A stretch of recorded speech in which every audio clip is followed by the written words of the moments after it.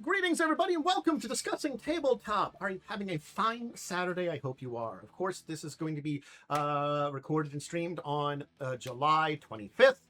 We've reached the last weekend in July. Getting through that summer months. Honestly speaking, I think the thing I'm not looking forward to the most is the couple of weeks that is going to be the time period before school starts and when my niece comes back home from her trip to her grandmother's, which is coming up probably in a couple of weeks. Yeah, I'm like, ooh, get around. Granted, like, a lot of people are around normally nowadays for various reasons, so will it be worse? I don't know. Maybe. I'll see. But how are folks' Saturdays going? How's folks' weeks going? All right. As far as weeks go, I saw a hawk eating a pigeon yesterday. No, Thursday. I like that. It is just the circle of life. Mm-hmm. It was literally in my carport, right? Like it's like just there going like, hey, buddy. I came home from work. I came home from work, and like there was just a sea of feathers in my little carport area, and I'm like, did someone crack open a pillow or something? And then I saw it. Like, I can do this. Mm-hmm. It did its job, and it did its job well of devouring the local. There we go.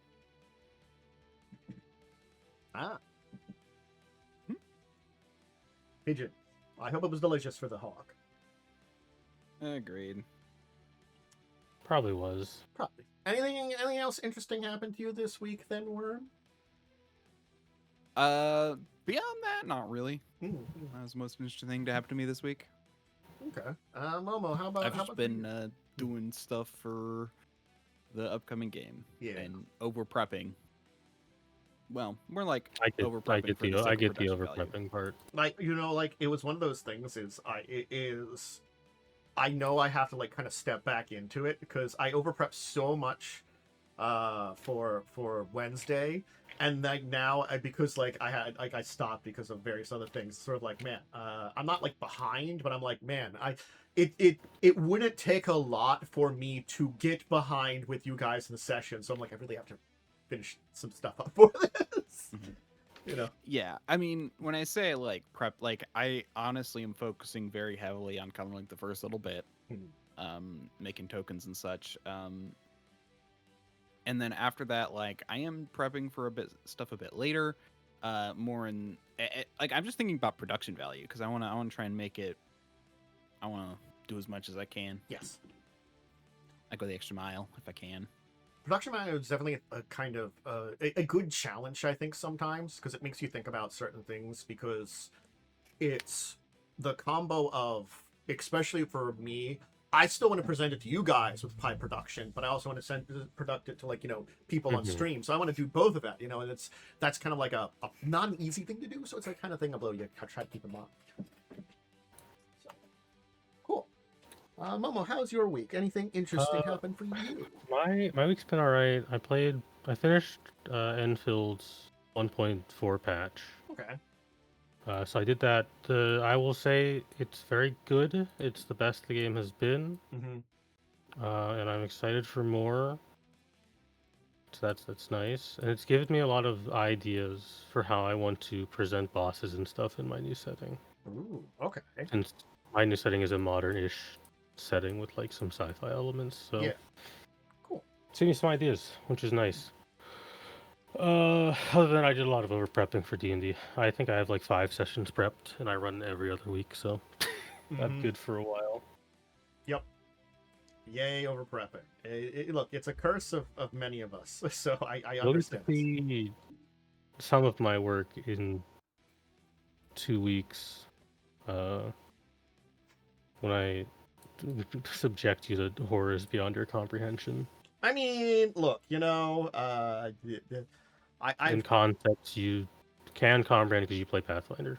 I play Pathfinder. I play a lot of like weird stuff in sometimes. So like I've been there. I've been in the trenches. There are weird stuff that Basically, happens. stolen the idea of positive and negative energy from Pathfinder and put it back into D&D. Ooh, interesting. So you'll learn all about that in 2 weeks probably. Unless you just like, I don't know, fucking don't talk to the NPC and leave like rude assholes. I think that wouldn't be my character, because I'm thinking about my character for your game. I'm like, I am a barbarian, but I'm also like the obnoxious noble barbarian. You know, like I'm gonna be real. You might be the voice of reason. Like, because I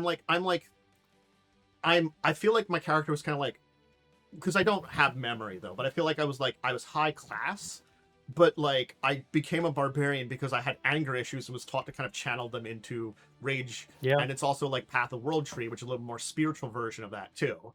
So it's a Healy one, yeah, right? So that's why I thought it was this kind of interesting kind of juxtaposition where like, you know, I'm still kind of like I was playing up a lot of the like a noble background a lot there too, even though it's still like high class. I feel like it's been fun to get a lot of different characters lately, just because it's been some juices flowing on that end too. It's like one of those things. Is like sometimes I think we as GMs need to like just make some characters because it helps us. Yeah, no, definitely. It's a different kind of creativity that you need sometimes. I've definitely been in a creative rut until I started making this setting. Yeah. So. I did finally catch up on some stuff. Like I was a little behind on the Acceptable Losses, so I finished up the Black Company one, and then I watched the Shadowrun one yesterday. Nice. Technically listened because I was doing some work while listening to it. Yeah. You know, I listen to them at work usually. Yeah. Man, you know, I think we were talking about pre-show here, but like, there's some very dark moments in Shadowrun that it's hard to. I don't talk about them as much. I kind of breeze over them, and I usually have always breezed over them in a lot of my things because I know it's like, it's not that I don't need to look into them. It's just like, you know, it's like, oh yeah, this horrific thing happened. Okay, you know, it's just I haven't needed to dive into it. Like Renraku's this awful event happened. There's an adventure about it. Yeah, like, you know, everything that happened in goddamn Chicago. You know, it's awesome. You can hear about the number of people dying, but again, it's also like. Shadow's kind of hard to do that because as long as you talk about like the plague that happened, like Vetus and stuff like that, you're like, oh yeah, you know, like a quarter of the world's population died. Yeah, the people who wrote this don't know numbers. Yes, well, I mean, rarely do on any of these things because like I do find it funny when settings and stuff have bad like numbers. Like I remember something about like Gary Gygax saying there's only like 1,000 mages in his whole world or something. And it's just so like, even with the published adventures at the time when he said it, it was like way more than that. Well, it's always my favorite when Warhammer is like, this is the most horrific battle of this planet's history. It took 25 years to resolve, and it's like casualties 1 million people. Again, like, it could be that there was no great battles on the planet, or maybe there's not enough people on that planet, but it is not good numbers. And then you have shit like the Siege of Terra, where by the end of it's like, oh yeah, all of Terra died except for like 5 dudes. It's crazy. And again, it's that entire thing of like, I can see in Shadowrun that population death, but like there's a lot of places where you don't feel it in a lot of the ways they talk about certain countries and stuff like that. And I'm like, yeah, maybe in certain areas of the world it was a lot more deadly than others, and there are places that's a lot worse. You know, yes, we can say quarter of the world's population. Well, you know, maybe in what was the United States at the time, they were able to cut that percentage down by a good amount. Maybe it was only like 10%. That's still a pretty significant amount of people. A lot more than like our stint with plague happened, you know? And like, sometimes the populations are like, you bounce back pretty quickly. I feel like. After everything I love Shadowrun. I truly do. I had this chat with Strawberry Possum in the Acceptable Losses Discord. He's very active in there. And we were just talking about, like, man, Shadowrun is so good because, like, the most stupid stuff in Shadowrun just kind of makes sense. Like all the shit that happens in Cyberpunk with like, oh, this rocker boy who is super famous, but also is basically a terrorist. No one could ever track him down or know who he is. None of that makes sense. But you could just say the most out of pocket shit for Shadowrun. It's like, yeah, that tracks. That makes sense for this world. Like, I just love that you could be talking about a guy named like Jason who runs a taco stand. Well, that guy could be a human or he could be an orc. Yeah. He could also be this powerful, like, orc Native American shaman who happened to move to Seattle from one of the Native American nations who, just wanted to retire and make some tacos because his, like, fifth great grandfather was from Mexico like a century ago, and so like he wants to kind of like live up to that, and he wants to do a kind of fusion between dishes in the area and tacos, and it's probably one of the most popular taco stands, but he doesn't open a restaurant. And that story sounds crazy, but it works in that world. Yeah. And then there's that plague of insect spirits that he fought off like just a couple of weeks ago that no one knows about because he's also maybe a Shadowrunner on the side, because that also can be true. Well, at least he's not Scott Richardson. Fucking goddamn Scott Richardson. I love that they busted on the random guy who they had a quote for Dude, from there. It made me cringe so hard to hear DK fucking slandering Captain Chaos or whatever, who's like one of the most important early Shadowrun characters. Yeah, it's like one of those things is like as soon as they were showing those pictures, I was like, I always forget their names. Old, but it's ancient. The ones from like the original covers. Mm-hmm. These are like it's when we it's like Pathfinder doesn't use them as much anymore, but they do show up the iconics. They still are there. Like if they do some stories, sometimes they do use them and stuff for them too. So it's sort of like they show up. It's kind of like the iconics for Shadowrun, which they kind of walked away from, but these were those characters in early Shadowrun. And yeah, it's again, it's also like, I think we're more understanding of what that world is like. So Captain Chaos does not sound like a weird name in Shadowrun. Like to us, it would be just so. It's like you would definitely like they treated very much so poor Captain Chaos as like we would treat it rather than how the people in Shadowrun treat it. But still, like it's, I don't know. I just love the Shadowrun universe. Even though early Shadowrun is very problematic, I do love Shadowrun. That's where and when it comes to names, like people seem to forget how stupidly things are named in real life. I don't as well. want to talk about what my first online username was. That doesn't need to come up. I mean, we have a billionaire named Smelly and a Elon Musk named his beats other people. Fucking Elon Musk named his kid like a string of letters and numbers. Yeah. Yeah. But no, actually, like, stuff like Shadowrun and World of Darkness came into the topic that we're going to talk about today when we go a little deeper.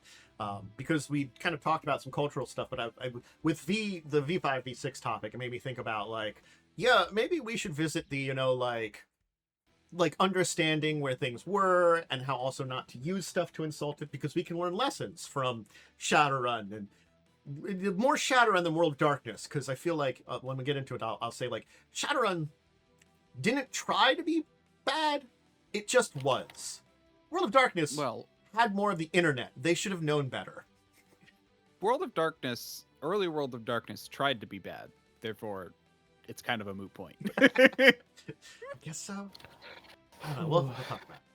But anyway, yeah, I think that was again, I think it was a fine week overall. Ups and downs of existence in life. But nothing terrible, and a lot of good game stuff to talk about. Why don't we get into our topics then? We can start with, of course, the update. I should switch that to the Archives of Nethys Paizo stuff. Yeah, they've reached some kind of middle ground. It seems like here, Archives isn't going to be what it was, but it's also not going to be quite the same. It does seem like Paizo is going to release more art on their community use policy stuff, which I think is good. They have a lot of really good art and stuff like that. I know you don't have to show everything. I've actually been following this throughout the week to a degree. Okay. So I can tell you a lot more about what's going on. Cool. So the reason for the art concern is a lot of people were talking about how when you go and like look up a character, like there's basically this thing where it's like, if you go and go like, oh, what species do I want to play? And you hear like, you know, Vudrani or whatever, it's like, what the frick does it, what are those people? And it's like, you don't have a picture, you know? If you don't have a picture, then how do you know, how does it, you know, inspire you? I mean...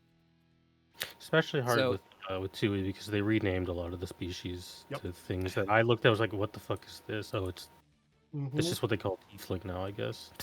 Yeah, and they don't always give, like, character, they don't give descriptions of the races, the ancestries in all the Pathfinder entries, you know? It's like, some of them are just, they talk about other things, so there's a reason for that. And then, you know, monster art and stuff is good, but I feel like that's less useful. But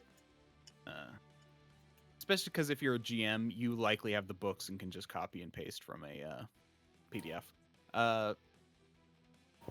without as big of an issue. But I don't know, there's stuff like that which is a lot of concern for people. You know, the kind of informational for images.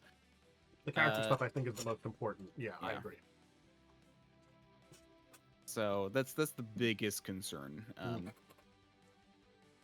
But yeah, other than that, like, there has been a lot of talk, like, most people, I mean, some people kind of feel like Nethys jumped the gun, but when you look into it, they really didn't. They told Paizo several times that they wanted to make a statement, and they were ghosted for 2 weeks, and so they just made a statement.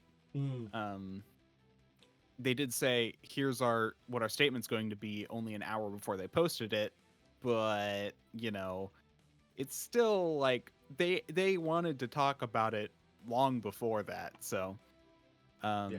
Yeah, it was a whole thing. A lot of people are comparing this to the doorman fallacy.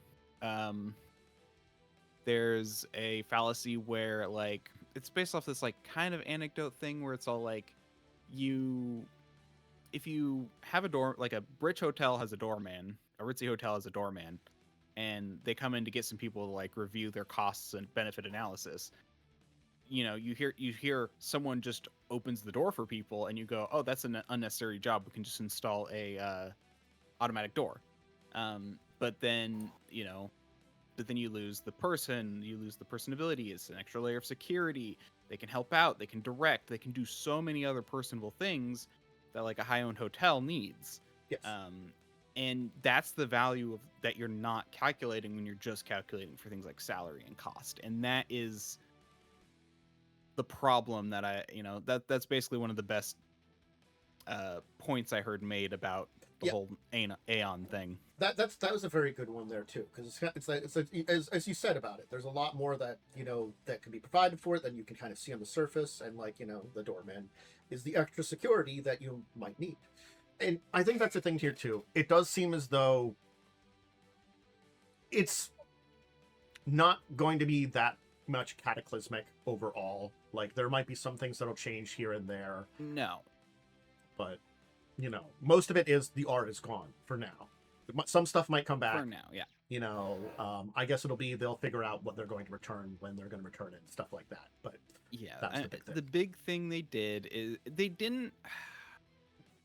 they probably just thought, like, taking down the art wasn't that big of a deal. But it's just the way they went about it was really bad, and that's why everyone kind of, and that their lack of, like, people, like, that's the thing, people I heard this compared to their earlier statement about firing people and having to cut back on other things.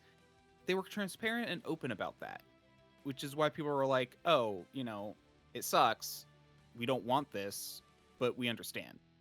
Yeah. This was just so out of the blue. It was out of the blue to Aeon. It was out of the blue to and then when Aeon announced it, it was out of the blue to the community, and it's just kind of like this thing where it's like they should have talked about it.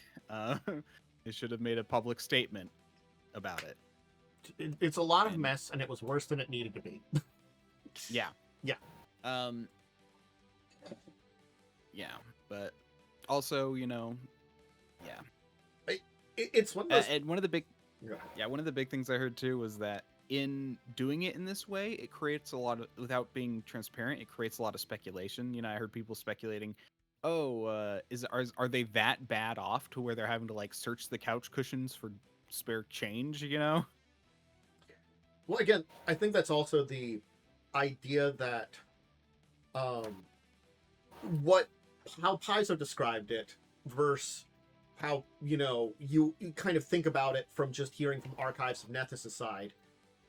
The agreement they had was something that required a lot more time and money than you'd think about. It was more than just presenting the books and stuff like that. Was it the most expensive thing? No. But it wasn't just couch cushions. It was sort of like, I see it as like, rather than couch cushions, what's this subscription I can get rid of? Maybe that saves me an extra $10 a month. That might help out my budget. Yes. It's still very minimum. That's kind of what I feel like it probably is still very minimum, but like sometimes that $10 is enough when you're like, it's more okay. So there are other speculations that I want to talk about. First off, there's apparently some legal precedent for a company selling something to one person and not to another. The other can claim to get it for free in a weird way. There's like a loophole kind of thing for that. And I think some people were worried that Demiplane was like threatening to like or demanding that they don't have to pay royalties. And that's part of why. Like there are a lot of speculations. Most of them have to do with Demiplane. Okay. But we still don't know for certain. And some people thought, like we talked about, like some people thought that they made a deal with Demiplane. That seems to be less likely. But the idea that they're afraid that they want to make sure that there's also the other idea that they wanted to direct more people towards Demiplane because Demiplane pays. That's also less likely. I think it's just that first one about the loophole thing or the legal precedent thing could have been changed by Archives of Nethys rebranding to a nonprofit. There's stuff like that. So, but the point is like, depending on what you do, there are ways around it, and it just kind of sucks that they did it so immediately without transparency. In fact, if I remember correctly, the Paizo post is the first that Aeon's owner heard about the licensing or the DMCA issues. Okay. So it's just like it's just they were just so untransparent and lacking communications between the sides too. Yeah. And it's kind of good that this whole outcry happened because it forced it from we're making these decisions flat out to okay, we'll work together to figure something out. So it did kind of push it in that direction, which is good. I mean, they lost 2 million. They're having to do a bunch of changes. It sucks. Yeah, I think they just need to, they've always been the thing that's good about Paizo is that they've always been pretty anti corporate BS. And that's why weird things like this make people tense, especially with wizards and how they behave. Again, like it's also things like they're still hosting the original Pathfinder First Edition, yeah. The like Pathfinder reference document. And here's the thing. As soon as I kind of heard about this, it was a different issue, but it did harken back to the issue with the D20 Pathfinder SRD. Because for a while, they had all the same basic information. They didn't have the art for Pathfinder 1E, but they had all the information, kind of like Archives Nethys. But I know they got kind of greedy and tried to monetize things in a way that kind of broke the agreement, and that's why they had removed pretty much all of the flavor and lore from their site. So like there's like if you look at the I like it as a reference, but it has zero of the lore in there. I use Aeon. Yeah. Even for 1E. Yeah. Their searches are a little slow, but beyond that, it works fine. I just have to switch over to it, because it's been I was always using the I was trying because again like Archive of Nessus 2e is so much better than Archives of Nessus 1e was, for structure and how well it worked. So. Oh yeah, no, those have real snappy searches. Yeah. So for 2e. Again, like it's a mess. At least we're in a okay spot now, so that's all I can say. Yeah. So, moving on though. Hey, I'm glad that Momo brought this to my attention because I love it and it's more Shadowrun. Hey, it's Shadowrun, but now you can go to space. Hell yeah. Look, I'm not gonna lie. This is one I've known about for a long time because it's always one that's been talked about in a lot of places. The amount of information we have on any of these space stations or like small colonies or stuff like that in Shadowrun is so minimum. And it's such a fascinating area to explore because this is like, it's more than our space, because there is actual like space stations and attempts at colonization that have occurred and stuff like that that are fascinating. But we just haven't had a lot of stuff that showed it off. So I'm very excited for the decompression one here too. It's very good. Yeah. So this is more of a campaign book, but as most of these campaign books, it'll provide a lot of good resources and information on what's going on there. They were pretty good job there too. And maybe you can do some space adventures in Shadowrun. Seems fun. Via a leak, we know that D&D is doing some stuff with World of Warcraft because, of course, they are. That seems like it's not a terrible crossover. I'm curious. It's still fantasy, at least. Yeah, it's still fantasy. I'm curious as to what they're doing for it. Will this mean, I guess, stuff for playing in Azeroth? I don't know. I was never big into Warcraft, World of Warcraft. I knew a little bit about them, but never dove into them. So it's not a world I really know, but it's a, another fantasy world. Cool, great. I'm not against that kind of thing. So yeah. Interesting that we're seeing that, but hey, cool. Pretty neat. I'll give it a. We'll see how well it goes. If it's really, it sounds like a fine idea. Let's see what they do for it. This is one of those crossovers that I can give a thumbs up about. I thought they moved away from their MMO edition. Yes. I wanted to mention it because I like the little guy. I haven't seen a lot on him, but he's interesting. Because sure. They gave Jiimothy D&D stats. Actually, I do want to say something. They do mention World of Warcraft and other MMORPGs majorly impact the development of 4th edition. That is a myth. It did impact it a little bit, but it wasn't like everyone always quotes this one interview where they like brought it up, but they talked about so many other things in that interview that inspired them to it. Anyway, I think it was like one of those things. It was in the thought at the time. It wasn't directly World of Warcraft, but it was like MMOs and popular online spaces that were growing at the time. But they did want to develop their own thing on top of it. They weren't like looking. They were looking kind of, know it exists, not looking directly at it is what kind of was more. So it's like it's not a direct inspiration. It's more tangential inspiration. It's more like they compared it to it. I need to remember I need to go back and watch the thing again. But it's totally like if in context, it's like, oh no, wasn't their like main inspiration, as everyone likes to say. Anyway, the raccoon with a horrific back problem that has gotten a lot of popularity. Short spiniosis or whatever it's called. Yeah, he's so cute. He's kind of cute. Yeah. I hope he has a continued life and no one bothers him. I don't mind if he shows up in someone's like in the backyard and they get a video of him. Cool, but don't bother the goddamn thing. I'm just gonna say that now. Don't try and feed him. Don't try and touch him. Don't try and pick him up. Let him live his raccoon life. He's a wild animal that his mother allowed to survive to adulthood, and he's found a way to live with his deformity, his spinal issue. He has, and he's living apparently a pretty good life as far as anybody can tell. But now he's a beloved cryptid that you can have in your D&D games as, like, I guess, a companion or something. I would technically have a companion. I mean, he's only CR 1/4, but again, like, he's a raccoon. Oh god, I love that he's got curl, garbage, and captivate as abilities. Yep. Well, if you ever need a wizard familiar, I guess you have Jiimothy. He also has dash and hide as bonus actions. Ooh. He can skin her. I think they really did. I really wish that they made it a CR0 creature. That way you could have it as a familiar. You can just pretend you can have him as familiar anyway. I'm fine with it.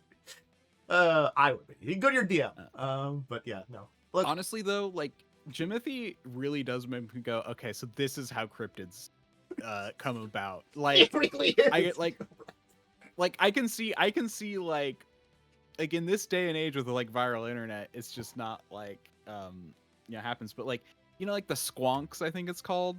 Yeah. Like I could see that thing being some kind of like naked, deformed raccoon, And that, like, there's a lot of stuff that's like in our like cryptozoology like history that's just like, yeah, was this just some like weird creature with a deformity or disease or something like that? That it just was a animal that had a problem, and people saw it and were like, holy crap, what the hell is that thing?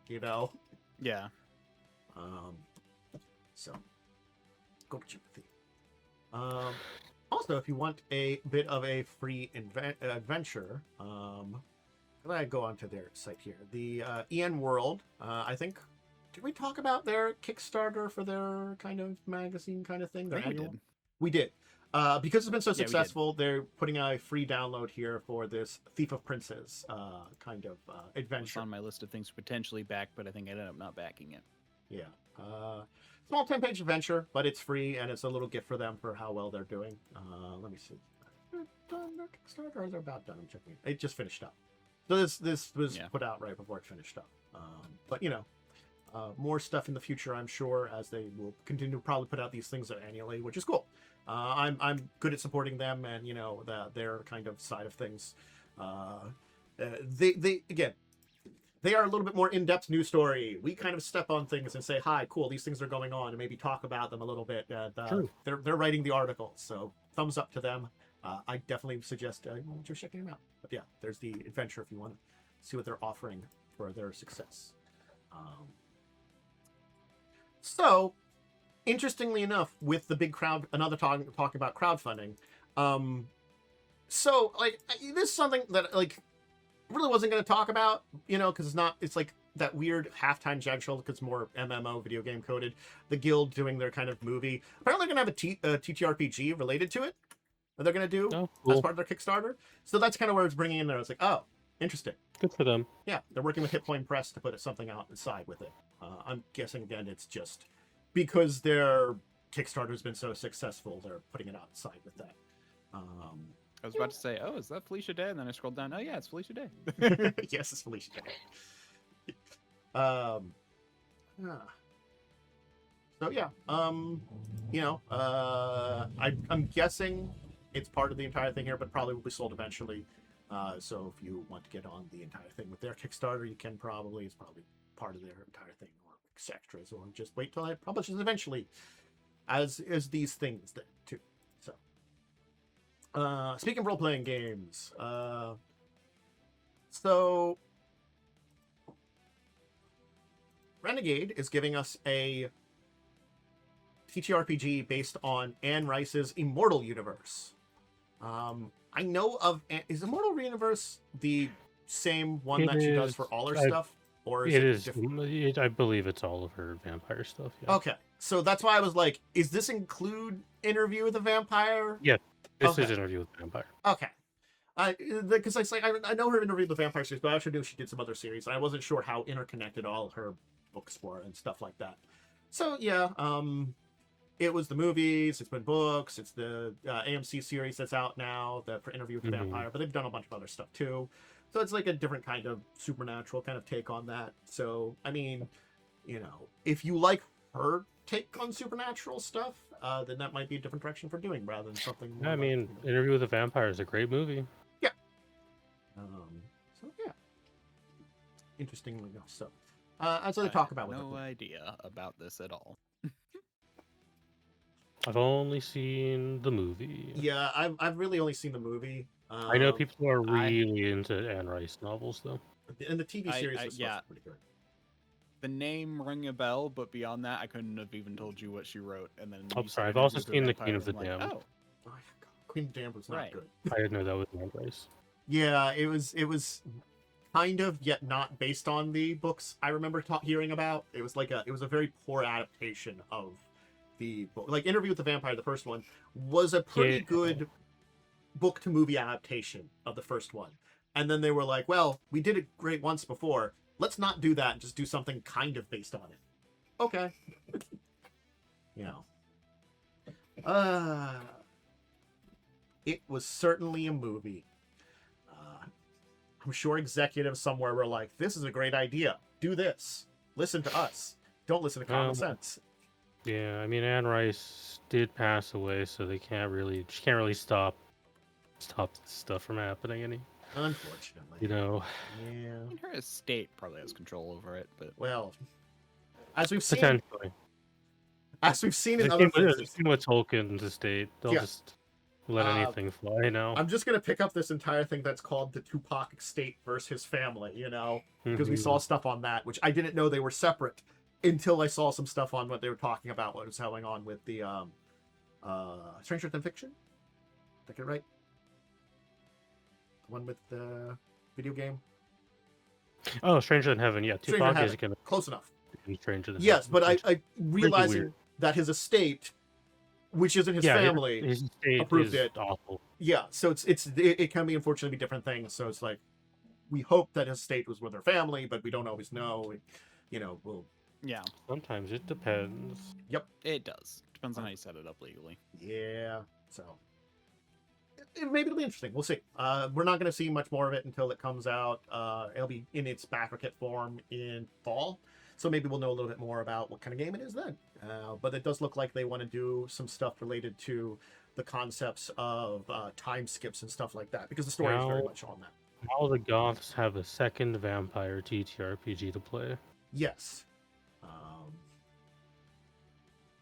Oh, what do they play other than D&D? I'm just kidding. I don't know a lot about this one, but it is live now. I looked it up and I didn't notice we talked about it. You never heard of these novels? Wait, I assume you're talking about the Children of Time. Yeah, stuff. Like Children of Time. I haven't heard about these novels. I don't think we talked about them because I was looking through our stuff and I'm like, because we do talk about a lot of the random novels. So these are really good, like, speculative evolution novels. Yeah, They're I was like, is this what I think it is? good. Yes, it is. Okay. I do want to read this. I recommend all three of them. I think there's actually a fourth one that came out this year. But they're all very good. Yeah, no, I love the speculative evolution stuff.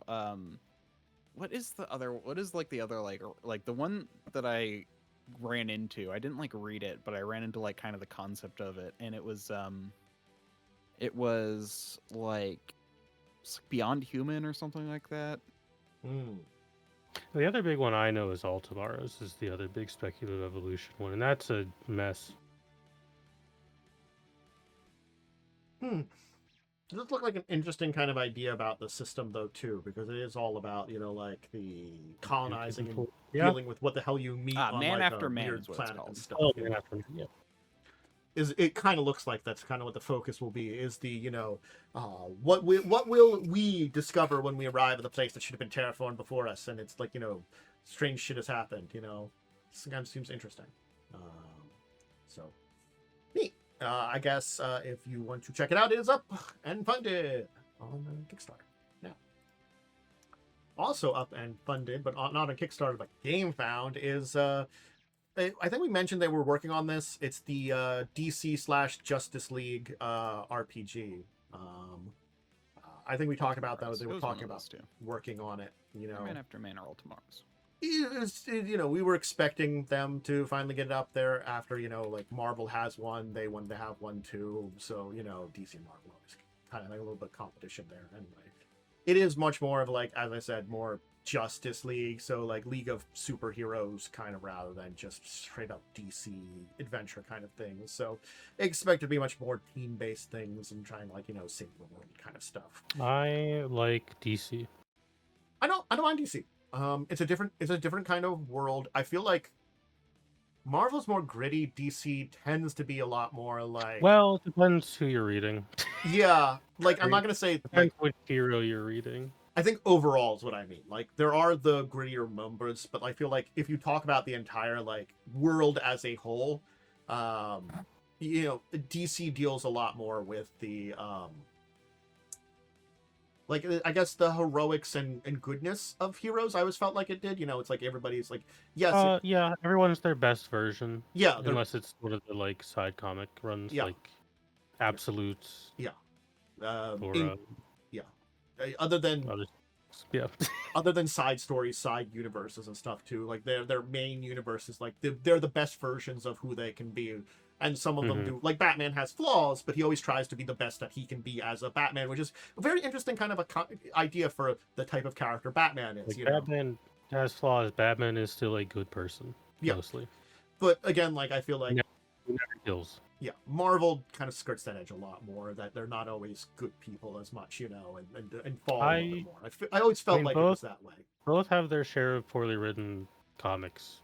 So I think DC has a better on average grip on superheroes.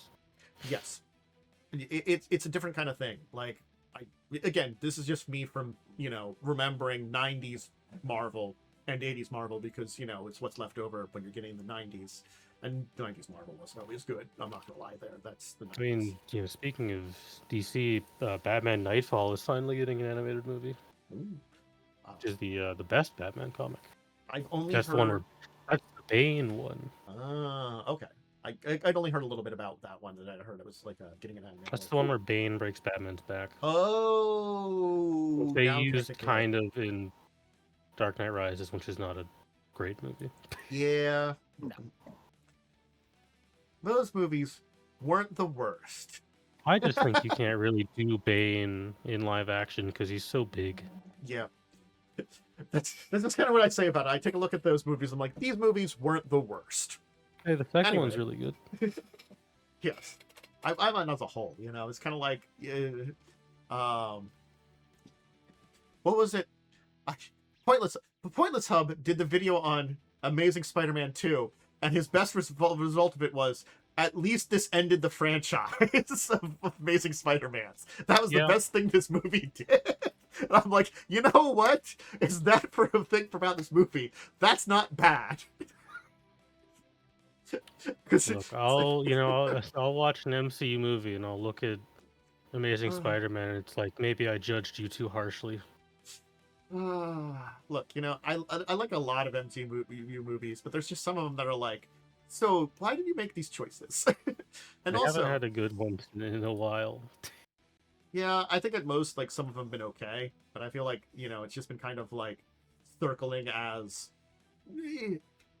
I feel like none of them have been terrible, like some of the really earlier ones and stuff like that, but it's just like, they're never better than where they're at. They're just at this, that's okay, it's not something I want to go to the theater for, though, I think that's where it's at. It's like, it's the, I catch it at home or something kind of where we're at for the movies, rather than go to the theater. We haven't been at that for a while, and they aren't winning me over with anything they're doing. No, I don't really enjoy the multiverse stuff they've done, because most of those movies are bad. Yeah. So yeah, but back to the DC one, it looks like, again, they are funded. What are they? I would love to be in a superhero D&D game. Yeah. I think that'd be really fun. Yeah. Especially as someone who knows comic books very well. They're using a D20 system, but, it seems as though they're probably doing something a little bit more on their own. I kind of if you think about, like, Mutants and Masterminds was a D20 system, so... because they use D20 Modern, although I guess they're redoing the system for the new edition. Yeah. By the sounds of... I'm going to assume they'll probably do something that's a little bit in between stuff that people are doing for like Mutants and Masterminds and stuff that's going on like in 5e or something, to up their own version of a D20 system. But the D20 systems are pretty standard. Mutants and Mastermind is very fun, but it is also incredibly crunchy and a little old. Yes, even their not the current one they're setting up, the edition before that. I played through that, and it's 3rd edition, which is based on D20 Modern, which is 3.5. Yeah, it's based on 3.5, but they've like updated it to kind of somewhere be in between that. It's not quite, because it's not like 5th edition, it's not like 4th edition. It's better, but it's not there from my experience. It wasn't bad. It was a fine system, but yeah. So if you want to check that out, you can. All right. So I want to talk about V5 versus V6 now, because we do have this dev diary now that we know they are developing a 6th edition of Vampire. Will they be calling it V6 now, or would they call it something else? I think in a perfect world, you do not call it V6. Yeah. I think you just call this one Vampire the Masquerade, and that's all you do. You know, it's one of those things. White Wolf. I've moniker times talked about my ups and downs with current White Wolf, but like again, it's like the kind of thing. It's like it's at this weird point in time where I want to see what they can do. Is there a link? I'm gonna post. Oh, sorry. Yeah. I thought I posted it. I forgot to post it. You did not. There you go. It's on the. Oh yeah, you posted it. Yeah. Right, I forgot. That I've never been the biggest hater of V5. I definitely am in the camp of like, hey, it does some things pretty alright, but largely its issues are mechanical in nature. Yeah, I agree on that one. I don't think they can do as bad mechanically because the guy who made V5, I believe, no longer works at White Wolf. Yeah, because it's weird. Because Werewolf and Hunter, those 5th editions are very good. It's just V5 is bad somehow. They say right here in their thing, we liked the constant struggle of the beast and Hunger Dice Revive, but we've noticed that their mechanics promoted specific styles of play over others. The exact thing I talked about. Yeah, blood points as well were not very great in their execution. Yeah, and against that entire thing is, I never mind the idea of the beast and hunger because it's sort of like something that always existed in even older editions. It's just that I liked it when how much you pushed it forward was up to the storyteller, and the storyteller could use it in the style of story they were telling. Was I telling a you versus your own beast story, or was I telling a more you versus the monsters that is the society around you story?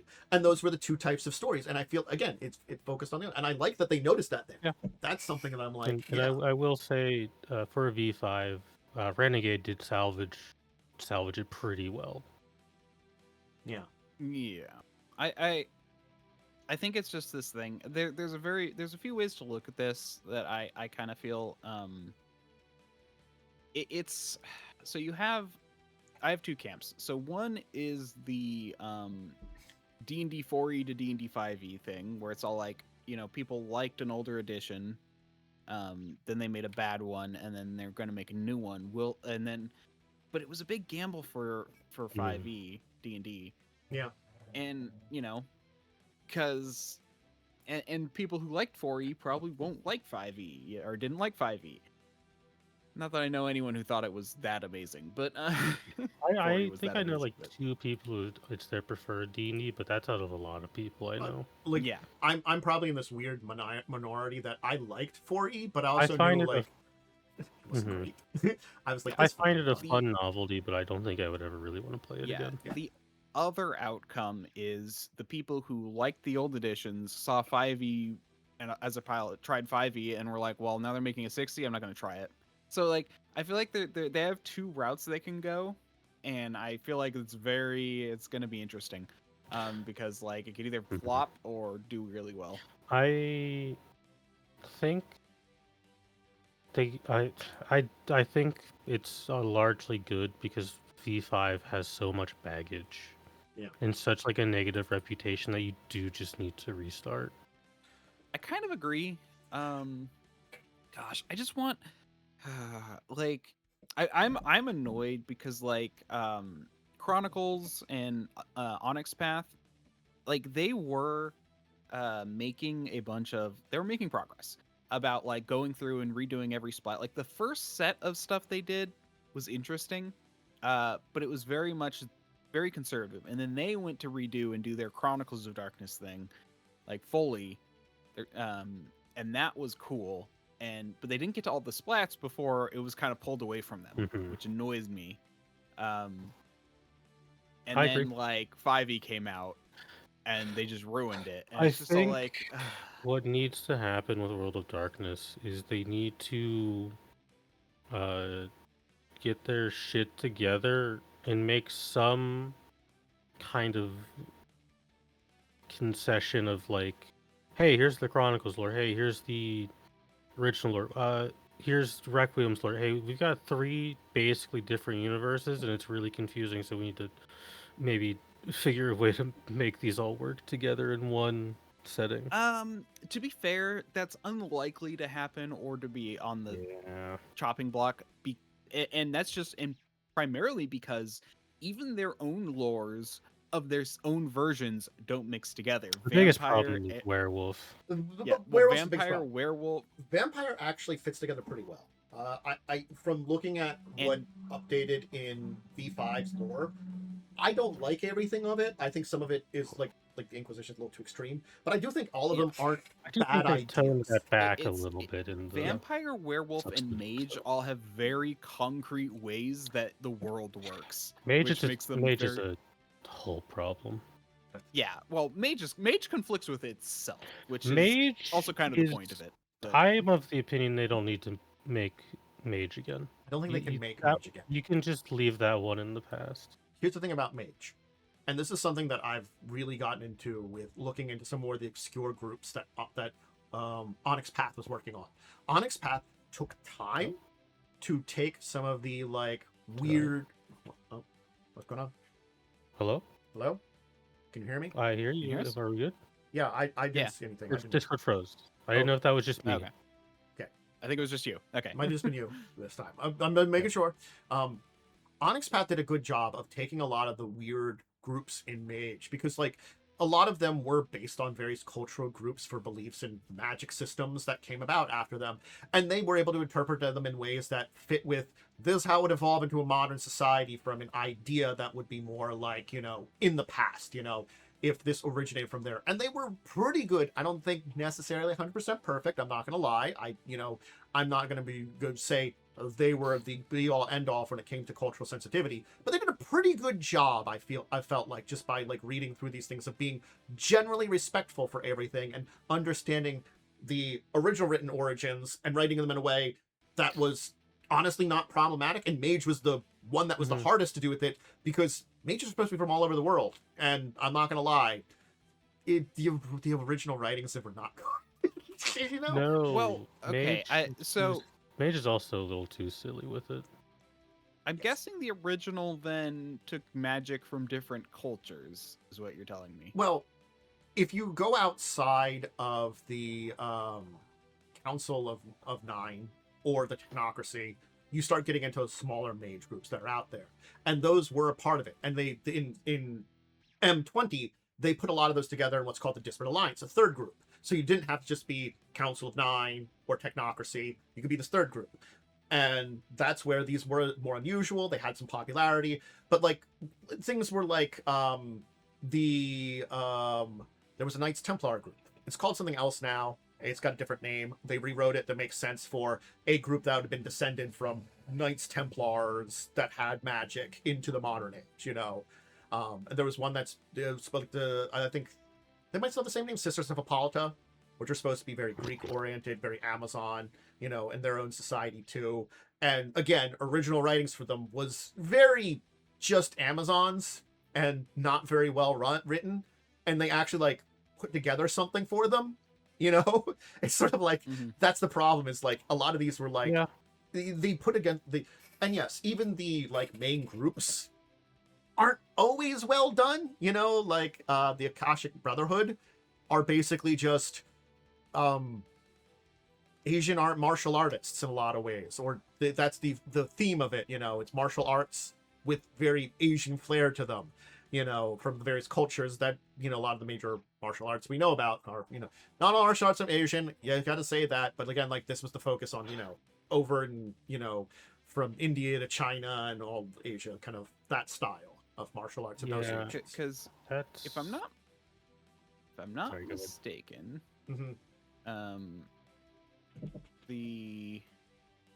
like orders were okay. So there's paths and orders. And I'm trying to remember how that all worked together, but I do remember like part of it was like how you did magic, and the other was more of like a kind of a culture. Not Mage like a culture, would like take way too long to explain. we need to move on. Yeah. But there's a lot to it. Yeah. Like I'll just put it this Anyway, way. my point is though, They focus in on Chronicles, one group of magic. they do a better job of like they tie it less to culture, the magic systems. Yeah. So it's kind of just Yeah, interesting. They actually tie it more to the splats. Well, is what I was trying to get to. Well, again, I think it's the one thing that in they a way that still doesn't work, don't talk about very well is the idea in Mage the Ascension is that you are someone that can use magic. You just so happen to pick up some people of a certain type of like culture or belief system that teach you magic. Then it's that not that you learn magic from them. You have the ability to use magic. You just so happen to be adopted by people of this belief and learn it from them. That's the way it kind of works. That's how Mage works, generally speaking. And that's not even getting into the fact that Mage lore is very stupid. Yes it is. Yes it is. As someone that still likes World of Darkness and likes Mage to a degree, I like Mage without wanting to run Mage. It's still just so. Yeah, I don't even get started with technocracy. Yep. It's not. Let's not get into it. I think what sucks about this is it's another case of, hey, hey guy, we told to make this. Stop making that. We're doing it now. Yeah. Yep. And I feel like they really just need some consistency because like there's a reason I haven't touched World of Darkness in years. Yeah. Yep. It's one of these things that like I reflected upon when we've had the three main systems that have come out now: Hunter, Werewolf, and Vampire originally. Vampire, mechanically I had my more problems than, lore wise and stuff like that. It's like maybe I don't agree with the paths they took, but I never said those directions were bad directions story wise. I'm like, I can see that. That's the kind of thing is if that's like I wouldn't have gone that way, but I could see that. I don't mind it as much, like that in there too. And that's also some ways you can kind of either throw away or get rid of some more of the problematic kind of stuff sometimes too, is with very good rewrites. And I felt like, at least lore-wise, they did a pretty good job of, sweeping some things under the rug. Anyway, Hunter, it's a different tire. It's not Hunter the Requiem. It's a different thing entirely. It's fine. No, it's more the new Hunters. It's more like what was the one that wasn't Hunter the Reckoning, but it was like Hunter something. Hunter the Vigil? The Vigil, yeah. The new edition Hunter is basically just Hunter the Vigil. It's Hunter the Vigil, but it's the version of that. But I also see it as like taking, because there was always a Hunter book in every other, setting, just taking all of those and throwing them together in one. Which I thought was fine. I gave it a thumbs up. You could still play people with weird powers who really wanted to, but the viewed were neat for like video games, but not necessarily good for characters. Hunter is my favorite because Hunter is the powerless fighting back against the supernatural, and I think that is a much more fun story than being a vampire guy in Seattle. Yeah, and I mean, I actually, I kind of find it funny because like I didn't realize because Chronicles of Darkness's first book was not so there's World of Darkness, God Machine Chronicles, which is a whole different thing, and then you've got Chronicles of Darkness. Their first book is actually Mortal, and not even Hunter. It's Mortal. I forgot that's what it was. I remember that now. You're bringing back like terrible like memories because I remember this happening, and I was like, "What the hell does this mean?" And I thought it was cool. I actually like it because it's literally just people trying to find out what's going on. It's very much like, it's very it's very Call of Cthulhu-esque. Yeah. It's that same vibe where it's all like, you're kind of powerless, but you're trying to fix things. And it done threw people in different directions of like going into things. It's getting a cool looking video game soon. Yeah. And then, I think I've said plenty about Werewolf. Werewolf's this weird spot where it needed a lot of work lore-wise, but I felt like, as I said, I always personally feel like they took a chainsaw where they could have taken maybe a scalpel to it, that they could have made it work better, but it's fine. We'll see how Werewolf is... They're working on it. Yeah, I would say Werewolf's in a good place nowadays, which is nice. Werewolf's just always the weird one, because the lore of Werewolf never has ever lined up with itself anyways. got the most problems. Because I mean, in werewolf lore, Gaia is both dead and not dead. Yeah. Chronicles of Darkness Gaia is just dead. Well, 5th edition werewolf, it's now more. She's probably dead. The apocalypse has happened. Yeah, she's either dead now or or in her death throes. Is basically what it is, and like there might be no saving her or something. So we got to figure out what to do post Gaia. That's 5th edition, which isn't a bad concept. Let's be real. The people who play werewolf are not playing it for the lore. They're playing it so they can be a werewolf eco-terrorist. That's sad because you're right, and that's not what people used to do with werewolf. That's why people play werewolf. They want to be werewolf eco-terrorists. Because I remember they want to be a furry hunk. Yeah, I've played in werewolf games, and they were a lot less werewolf eco-terrorist or furry hunk. Yeah, and I'm sad that that's what's become now. My first and only werewolf character was Peak. I was a were-shark surfer bum. I can't top that, so I just can't play it again. Yeah. So, I'm looking forward to what they do in a little way. I'm curious. I think it'll be better. Yeah. I think it's a good reset. Seriously. Yeah. Mechanically, White Wolf has been completely destroyed from the inside out. So all the racists are gone now. Yeah. Theoretically. But they've said that before. We hope. I like how they're talking about 35 years of White Wolf legacy, and I'm like, your legacy isn't great. Your legacy isn't good. There's been a lot of I'm just gonna pick up this group called Ravnos over here and show them to people and be like, they're a lot better now. Picks up Kindred of the East. Yes, that's another one to pick up there. I'm just like, we're gonna pick up Ravnos and Kindred of the East, and we're gonna show them to you, and we're gonna be like, look, this is your legacy. This is your legacy. Onyx Path over there did their damnedest to fix both of these things. Did they perfectly? They did a pretty good job. They did pretty all right. Yeah, they did a pretty good job. I like how Ravnos is now technically two different groups. It's technically more descended from India with a big connection in there, and that they removed the Romani connection kind of. I don't know if they completely did or if it's that's something D&D saw isn't fully removed. Yeah, because I don't know how they kind of switched it. I can't remember. I think it's kind of something different that they're similar to it, but it's again it's they're more originally India based and stuff like that. So it's more of a kind of culture of that direction, stuff like that. But again, this is also me, unfortunately, not knowing the origins of the Romani people at all. So I'm sorry, I don't know that. I think I may have heard about that at one point in time, but I'm forgetting. Apologies.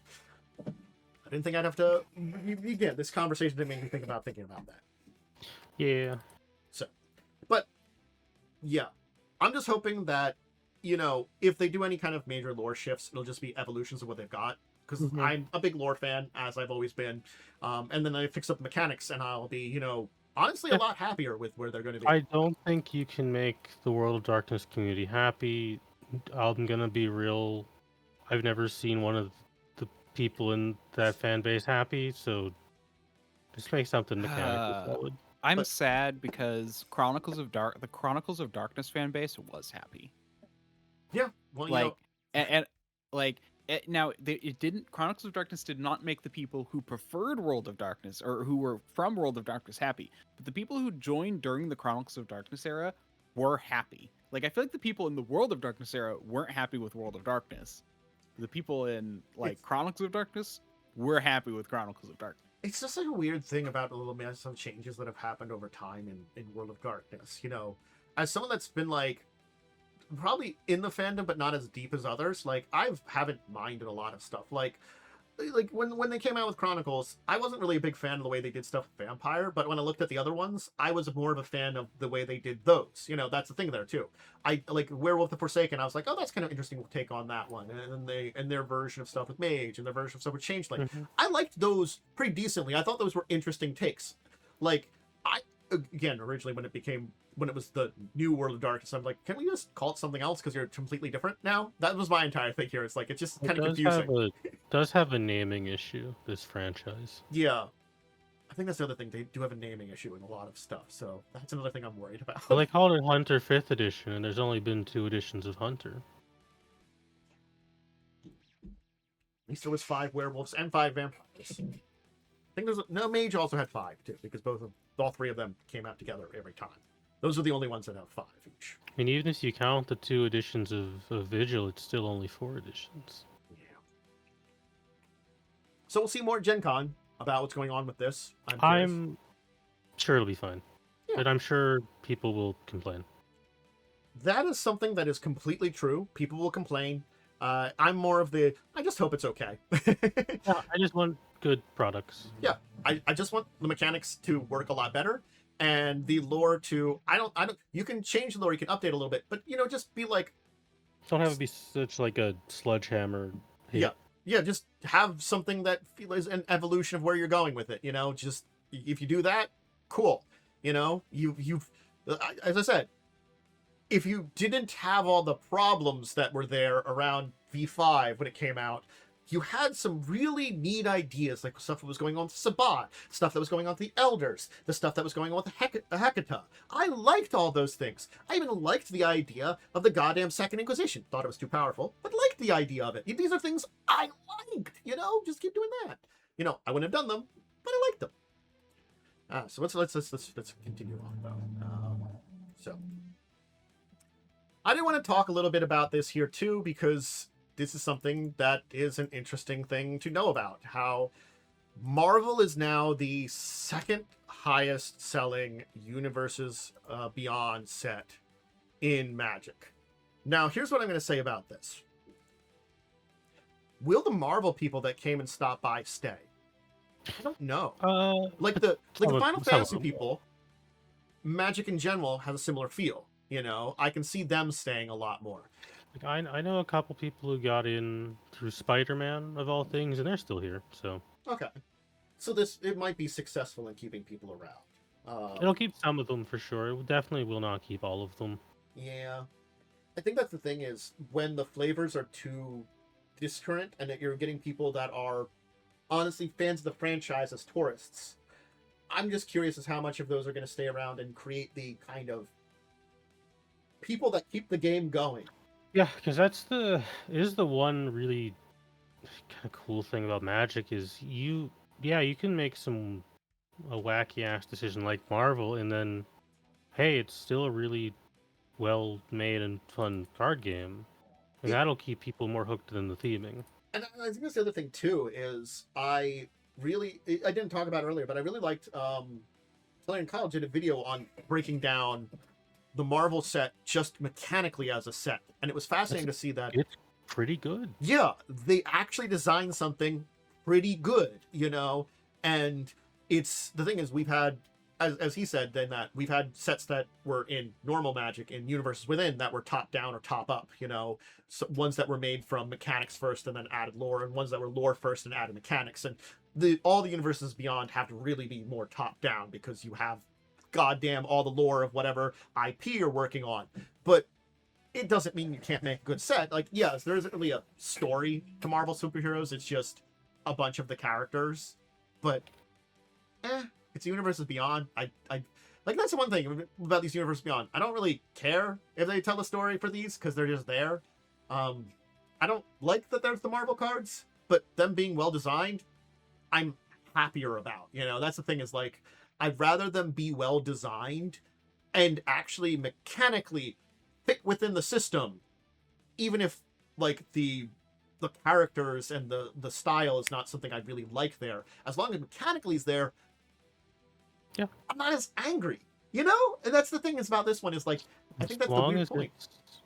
As a solid mechanical base, that's sick. And I hope, I hope all sets have it, but as we've seen, several Universes Beyond are just licensing cash grab. Yeah. Like, apparently Chris Cox has told us that the ones in 2027 are going to be more fantasy adjacent. It just feels like, at very least, Hasbro Corporate is getting the sense that as much as this has been successful, there is New York fatigue.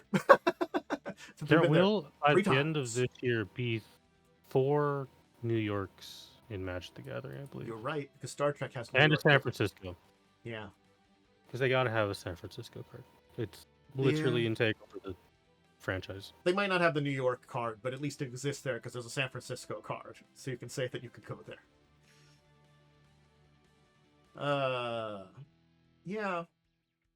So, and there's the article here just kind of breaks down a lot of the financial stuff here, and it just sounds like Magic's being and Wizards is being very successful and continuing what they do to keep Hasbro going. So, yep. I don't know. I don't know. That's the thing here. Is it's this weird thing of like seeing that is. I'm curious if they're gonna do more Marvel things because we only have like the 2 Soul Stones, or the 2. I don't know. Like I mean, they could. I don't know how much more you could milk out of it. Yeah, that's the thing I'm thinking about too. Like, at very least, like, if Wizards doesn't want things to be a little unbalanced, they've got to at least print the other Soul Stones or Infinity Stones that are connected with the other colors, because they are like mana rocks. And I do like how like they are good in a commander deck, but you technically could probably get away without them. You know, if probably all the top tier competitive commander decks, if you do commander competitive, probably want one of those. I'm not gonna lie. How much commander competitive is there other than like some of the tournaments here? I don't. Really Not a lot. Yeah, it's a very casual format. Yeah, that's why I'm like I don't think I need these things. Also, like the whatever came out in this set, I thought was like a lot less gross than the black one. Was it the white one that came out? I don't know. Oh, I don't know. I mean, it was Spider-Man one was pretty brutal. Yeah, it was pretty broken. Because that was like a creature resurrection every turn or something like that, wasn't it?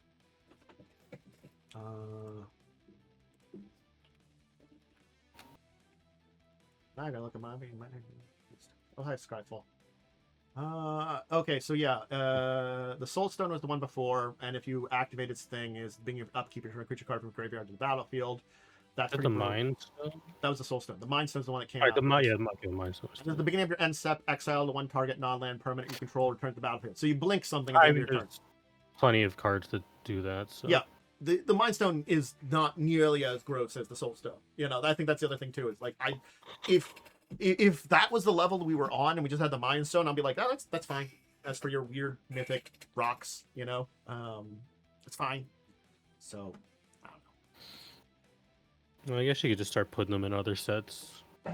I guess true, as bonuses in other sets too. We'll just have to see what they plan on doing. Who knows?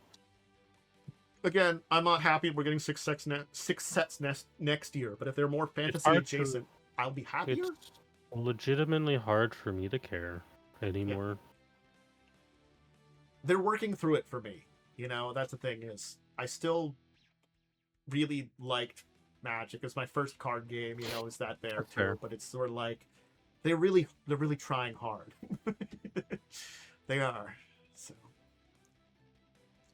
anyway, one more dip into the toes of Magic, just because I just wanted to mention that we saw the Hobbit Mechanics, and they seem neat. One where, you know, like if you qualify for story, you get a bonus for stuff.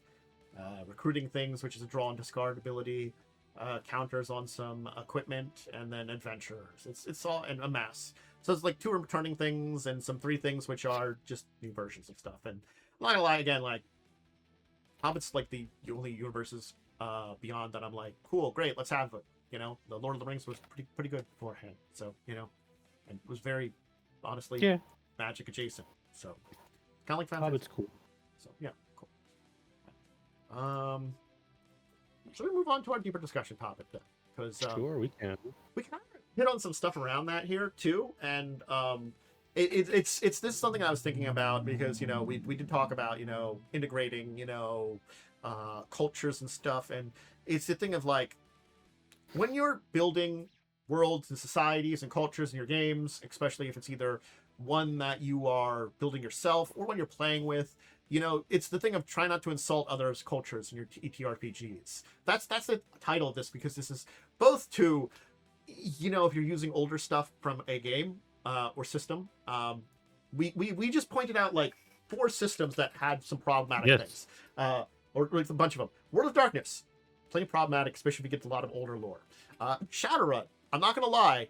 Okay, World of Darkness should have really known better. Go on the goddamn internet, you know.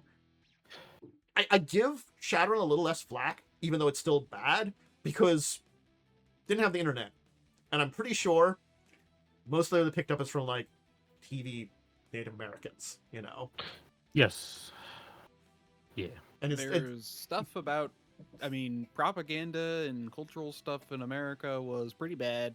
you know, yeah. Like, I mean, for the most part, like people's knowledge of Native Americans nowadays even stops at like Yellowstone. Mm-hmm. TV show. It's one of those things that like so I saw someone was talking a while ago about one of the older Star Trek Next Generation episodes where like they were doing something very like Native American culturally, or hey, Voyager with Chakotay, you know, where it's not well done. Granted, that was for a different reason. That was a guy that was pretending to be Native American and being a cultural advisor to those things, so we didn't really know. But that goes to show you, it's easy to, even if you ask the person, ask the wrong person. So sort of like, yes, it's very easy to do that. Shadowrun in its early editions wasn't trying to necessarily be insulting, but they were. So that's the kind of thing. No, it was like they gassed up Native Americans too hard and it became offensive. Yeah, you kind of have to realize the difference between that sometimes when looking at where someone was trying to be offensive or was being offensive accidentally, you know.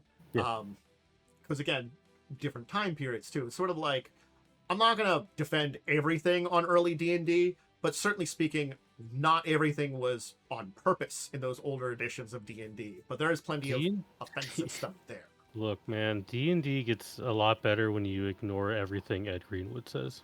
Yeah. Not gonna lie, I mean, some stuff in like some of the writing in like 3rd edition even is pretty bad. Man, hey, it's everyone's favorite game. Was this written like normally, or was this Ed Greenwood's fetish?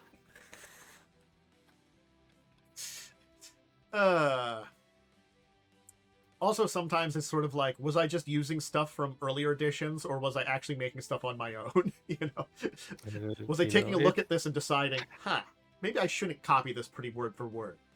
Yeah. But research is the best thing you can do to make your stuff not offensive. And research was hard back in the day. It's a lot easier to research stuff now. Yeah, okay. I have some thoughts on this, though. I mean, really all you can do, if you are trying to not be offensive, that is pretty much all you can do without a team of writers and fact checkers. Yeah, pretty much. You know, do your best. Yeah. And if you offend someone, apologize and change it. Yep. And if you're a DM, maybe don't do an accent for your fantasy China, because it's probably not going to sound great. Yep. I don't do good accents. I stick to some kind of European accent and my terrible Scottish accent occasionally. And after that, I just do I need voices. To practice more accents. The only one which I feel like I got down is kind of the Eastern European accent. No. I can do a decent posh. Look, that's about it. Which I taught myself for the Curse of Strahd game. I always say to the Scottish, I love you guys. I'm not trying to be insulting, but I love you guys. I can't do your accent very well, but I'm going to try. Not because I hate you, but because I love you, Scotland. you feel me. I feel like the thing that I really liked for what I found was like this thing that said, okay, these letters are shifted into these letters. These sounds are shifted into these sounds. And man, I really like that, but I've only found it for like 1 or 2 languages. Accents are really hard. Yeah, accents are hard. It's weird that people haven't like studied these more, or haven't made these charts. It was literally just like a chart of them. I'm like, oh, this makes it really convenient for me to like work through and practice. Yeah, and I think it comes down to like certainly speaking, when you're using games, you're using what they've written. You still have to display what they've written in a lot of ways, so you have to understand how to interpret it. If you're running, honestly, if you're running Cursive, even just normal Cursive Strahd in 5e, you are going to be dealing with the fact that the one group of people whose name is escaping me in Cursive Strahd are a terrible caricature of a historical group. Yes, correct. They are. Like, even in Curse of Strahd, they've gone away from the worst of it, which was really an AD&D, which it was very bad back then. You know, it was really bad. Yeah, it's one of those things. Is like, I don't think I would ever broach that topic directly in a video. I'd probably like just talk about like, hey, you know, this was a problematic time period that they did not respect these people's cultures. You can use the 5e version of stuff. It's not perfect, but it's better. And then you can even like look at ways to improve it from there if you want to, if you really want to use it. Paizo has its share of hey, this is offensive. Yep. I mean, definitely in their earlier stuff. Nowadays, it's a lot better in 2e. It's a lot better now. I mean, they literally hired, if I'm not mistaken, a lot of those early 1e APs, a little rough at times with how they portrayed groups of people. Mm-hmm. No, for the TNZ World Guide, they literally hired a bunch of people from Asian cultures to work on it. Yeah, it's the thing that like, because like Pathfinder's a good example because, you know, it's a world inspired by our own. Yeah, okay, World of Darkness, we can talk about it, that like in World of Darkness, those are supposed to be our cultures most of the time. Yes, there may be either groups of vampires evolved from that, or groups of werewolves evolved from that, or groups of mages, or groups of changelings evolved from those various things. But those are our actual world cultures. They are evolved from. Pathfinder, at very least, is supposed to be a different world's version of something similar to our own. Yes. It's like a parallel, you know, that like... It's a more fantastical version of an existing culture. Yeah. And I really like that they did I felt like they did a very good job in TNZ of establishing that one, and I think that's their baseline nowadays. But yes, their older stuff is not always the best. Oh, well. Again, it's a combination of like, you know, I'd learn from it, you know, all this kind of things here. With World of Darkness, you also add on the layer of they were writing to be edgy. Yeah. You know, it's like they're interesting groups that like I could probably bring up in World of Darkness. Like one that came to mind right now, in which technically is different now because it's part of Hecta, is the Semeti, as they were, which were the kind of, they were interesting concept of these kind of like zombie voodoo vampires, or not voodoo. It's I don't know the name of the religion. Voodoo is like not really the proper term, is it? Actually, no, I don't believe voodoo is. Voodoo is the practice. I'm trying to. Yes, I'm trying to remember now, and I'm bad with names, so of course it is.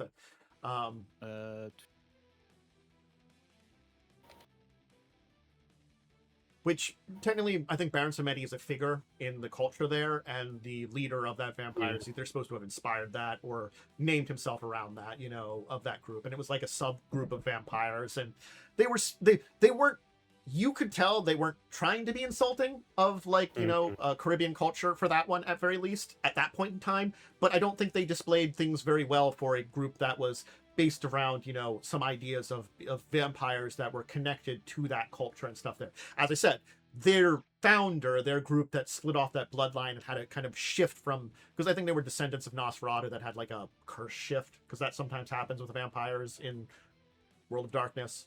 I don't know how much it does happen in 5th edition. I think less now. Anyway, but again, like, it was supposed to be someone that, again, was very deeply connected with those belief systems and in that region and stuff there, and then has a lot of people coming from there, and a lot of their abilities and stuff kind of, that doesn't really necessarily connect from it, because I think they had, like, their own weird discipline powers that were more based around, like, more zombie stuff or something like that. But, again, like, on the surface, like, going through that one, it was kind of edgy and stuff, but I feel like that one, at very least, they did not feel like just looking at them as I'm trying to be horrifically racist and insulting to this culture. It's just that I'm edgy and probably don't know enough to write about this culture. That's how I felt like that one was. And I think there's that skirting the line sometimes for some of those old ones. Granted, like I said, 5e just combined all those weird bloodlines into Hecta, so now they're a subgroup within Hecta that has entirely different curse, but also sometimes still connects with the culture because they're kind of a group of the dead, even though I think they're originally descended from Nosferatu, so that's kind of a cool kind of like combo. That's why I like Hecta a little bit. Look, I'm going off 5e again. But anyway, I can talk about that for a while. It's just, hey, I think the other side was going to talk about this here before we get back to because honestly, the worst part about this is using systems.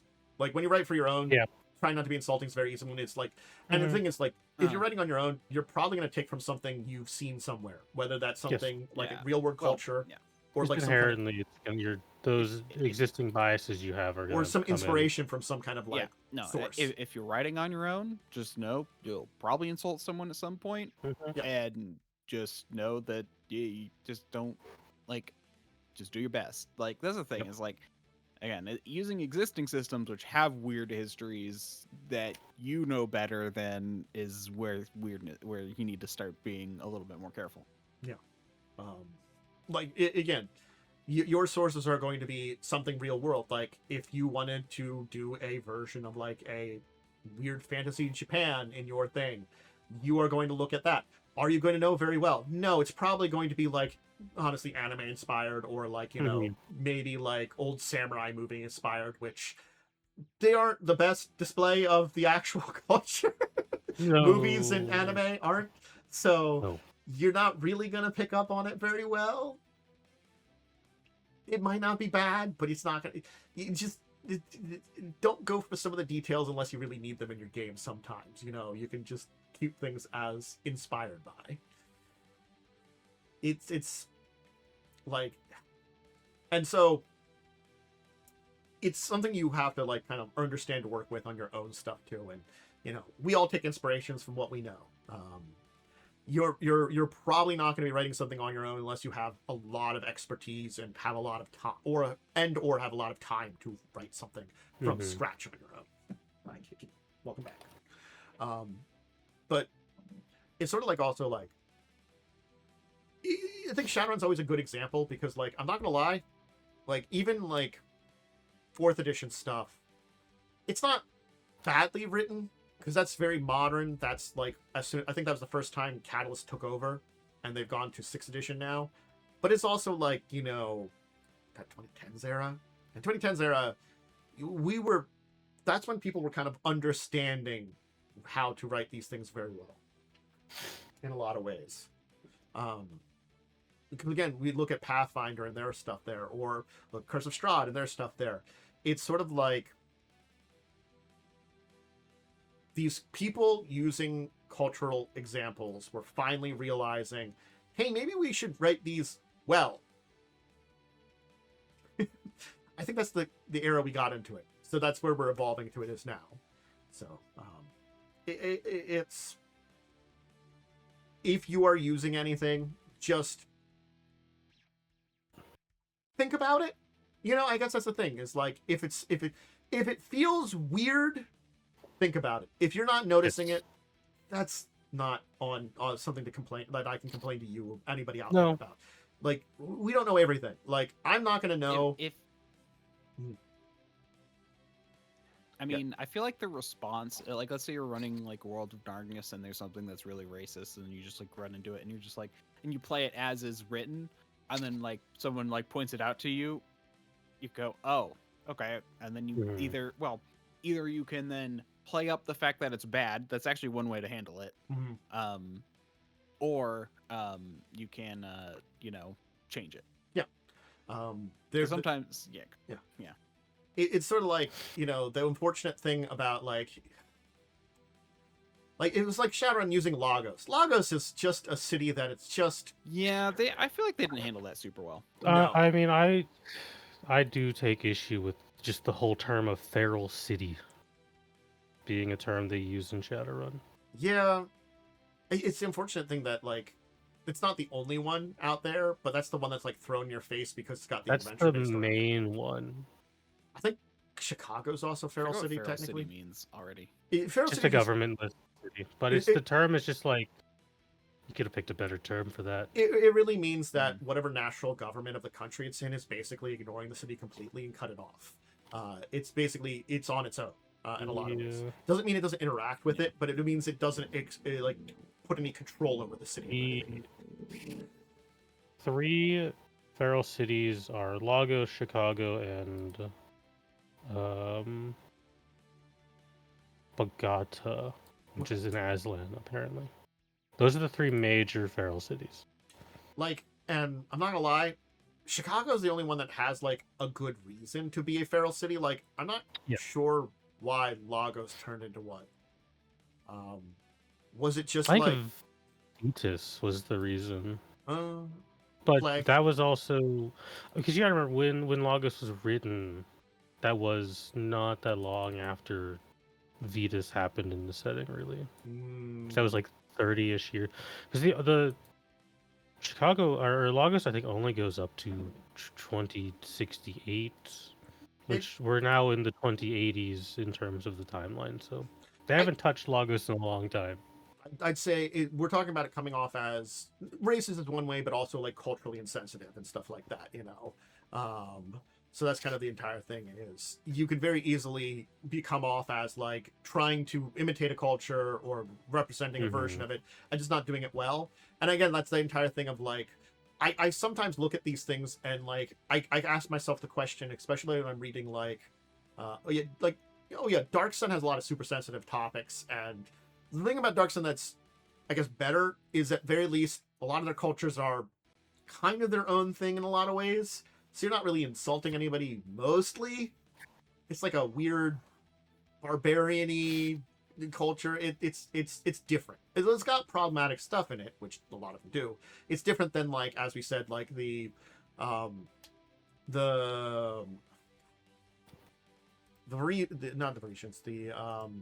Venetians are a little problematic. Venetians are problematic. That's the Pathfinder version of it. They're much more toned down, but they are still in one a bit of a problematic mess. The Vistani from Ravenloft were really bad in 2nd edition, aren't great in early 5th edition for Curse of Strahd, and I don't know how well they fixed it in the like remaster they did of Curse of Strahd. They didn't. It was still pretty bad. They just kept it the same.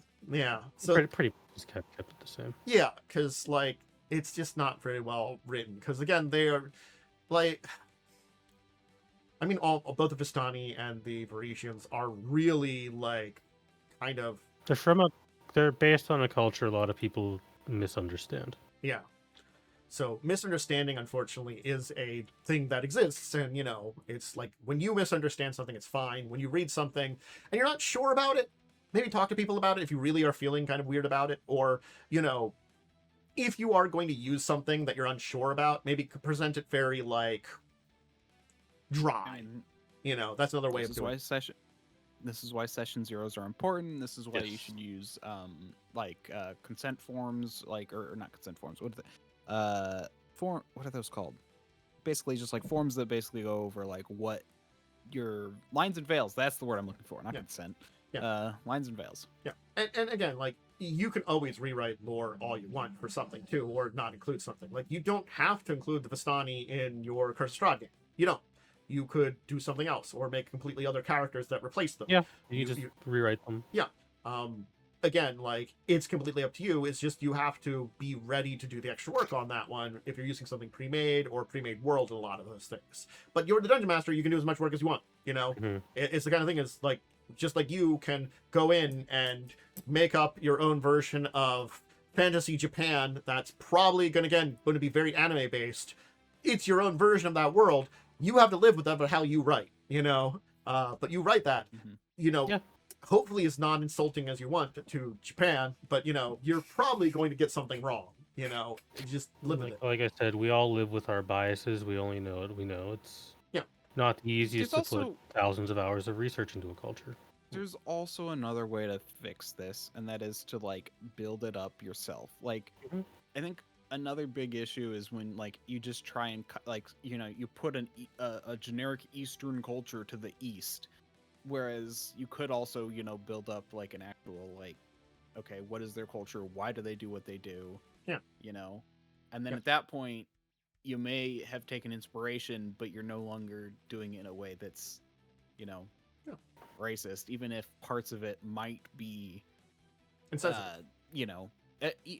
of it might take from parts of it might copy things that some people might think are racist, but as long as you're careful about it, and didn't do it intentionally, you can make it work. Yeah. Most of the time, sincerity trumps, that sincerity of intent is most people can recognize when that happens. Mm-hmm. Or just do something weird, like throw a couple cultures together. How about I throw together ancient Japan and the ancient Norway Age of Vikings. What the hell kind of culture would I have there? Yeah. That would be interesting. It would be weird, but it's some weird combination, so it's something new. Has a little bit of both, but yeah. I'm not actually curious. Actually, what is really funny is I did kind of make a culture that was like semi-Chinese, semi-Western, as part of my world. Mm-hmm. That and that was before I actually knew Japanese people really liked Western culture, so I just found it funny that I kind of stumbled upon that on accident. Yeah, it's you can kind of definitely put the directions you do for your own worlds for how culturally you show them off, and again, accents, we talked about it towards the beginning of this conversation. You do them as much as you want. Accents are always going to be terrible. Just I never assume one of Tanith's awful accents is done in malice intent. Yeah, and as I said, I will always say I do my accents out of love, not out of skill. I like your cultures. I'm not going to do the accents well. I'm sorry. It's definitely a thing that you just have to be ready to either correct if you need to in certain ways, or just be ready that if someone points out that's kind of like a weird thing you're doing, just change it. It's have conversations with people if you're doing something that might be a little bit insensitive, or if you are again, if you're writing it your own, that's very easy. You kind of can bring up kind of what you people think about something as you're kind of putting it together. You get input, because you can always change your own writing. And if you're using a pre-made world, just be like, hey, if I need to rewrite something because this is like stuff from the 90s, let me know. If you guys feel uncomfortable with something we got here, it's sort of like, sure, like using the early discussion of Darksun. Darksun's got a lot of dark topics, that's a kind of different direction though too. But when you're using those, it's the same kind of thing of when you're using dark topics or more adult topics or all those kind of things. When you're doing stuff that you need player input for it. You have to understand what they are willing to do, what you want to do, and also what kind of story you want to tell. Do I want to tell a story about horrific amounts of murder? Do I want to talk about a story about some Ravnica and vampire? There's a big difference between them. And then what kind of story do I want to tell about them? Do I want to go and live up to the unfortunate early days of vampire, or do I want to actually go into their more modern versions of lore, which is actually well developed in comparison? Probably the latter, because the early lore was basically in the same group as the Vistani and Varisians. They're over there with them, just in this group of, we don't understand this culture, but we're going to give you someone based upon them. Happens a lot. Anything else down to this one? What it always comes down to is just do your best. Do your best with it, Do your best. As long as you try, it'll be better than nothing. Yeah. True. As I said, this was we kind of hit this topic with using other cultures earlier, and this is kind of like a, hey, this is the primer of, as I called it, try not to be insulting to other cultures in your TTRPGs. It's the thing about when you're using them, just remember that in your back of your mind. So, okay. Shall we talk about our weeks then, and how they were? What we played, what we did. True. So, this last Sunday was character creation for your game, Worm. Yeah, moderate discussion, just because Lockin couldn't be around, so because he had just moved and he hadn't gotten set up enough yet. But he was still kind of there by phone, but also jipped in and out. Yeah. But yeah, it was basically just getting people to kind of consolidate their characters and stuff since we couldn't run the game we were going to run anyway. Yeah. Look, I did a very interesting top-down design for a character where I started working on some basic ideas, and as I was basically grabbing special abilities, or was that bottom up? I don't know. I was grabbing abilities that the story developed a lot more for the character, and I found it very interesting to develop. And I'm not gonna lie, 11th level Pathfinder set 2e characters are pretty annoying to make, because I think that's the one thing that I'm glad to know that hasn't changed from 1e. Well, here's the thing that I like 1e's character leveling a little better. 1e, I can kind of place myself at 11th level and make all my decisions from there. Okay. 2e, you almost have to layer yourself and go up each level at a time. Interesting. Because a lot of abilities matter on each other. So I've only ever made a level 1 2e character. Yeah. You can also do columns. Pick your feats, then pick your skill feats, then pick your general feats, then pick your. So in 2e, I guess would it be? Because in 1e I can pick. All right, I want to make a bow character. I know. I want to make a 12th level bow character. Bam! I already basically can build this from 12th level down. I mean, the problem with that for 2e is that each class has its own list of feats. So if you're playing a class you haven't played before, you have to look through them. Thankfully, the skill feats and general feats are always the same. So those are pretty straightforward if you played enough 2e or built enough 2e characters. It's kind of I feel like there are things you have to do in order. Like if before you do skill feats, you really have to level up your skills.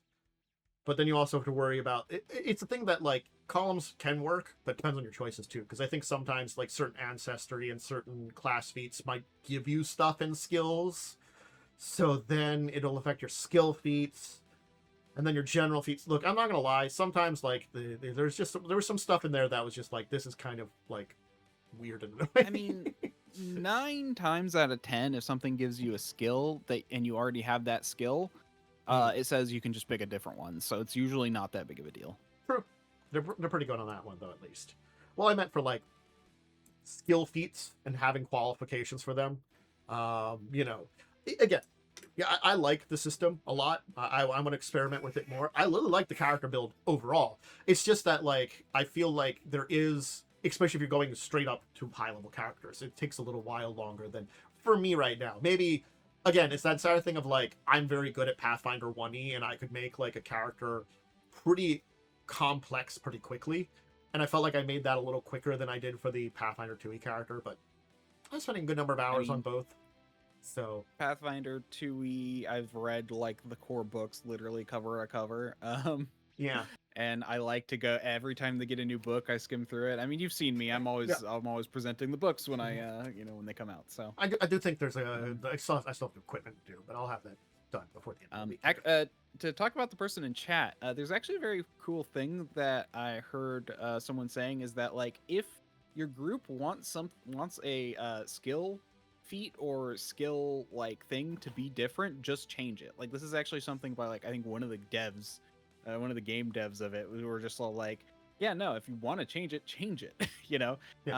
An example is that the follow the leader skill for stealth or whatever. It's all why not just let your players do that if you don't want to worry about it and don't want to have to pick up a feat. It's you can just do that. I think some people get really so a lot of people with Pathfinder 2e get really no, the game is designed this way, and it's very well balanced, and if you change anything, you're going to break it. Here's the thing. I think there are things that you can shift around, certainly, especially a lot of skill feats. I'm not going to lie. The skill feats are neat, but, not all of them are, really great. So, switching some things around or, moving some things around probably wouldn't be a bad idea. I didn't look too deep into worrying about that because I managed to find stuff for most of my levels that I didn't have to worry about. But I can see, if I was having some trouble, going in and being is there some things I could, switch to this skill or move some skills around with?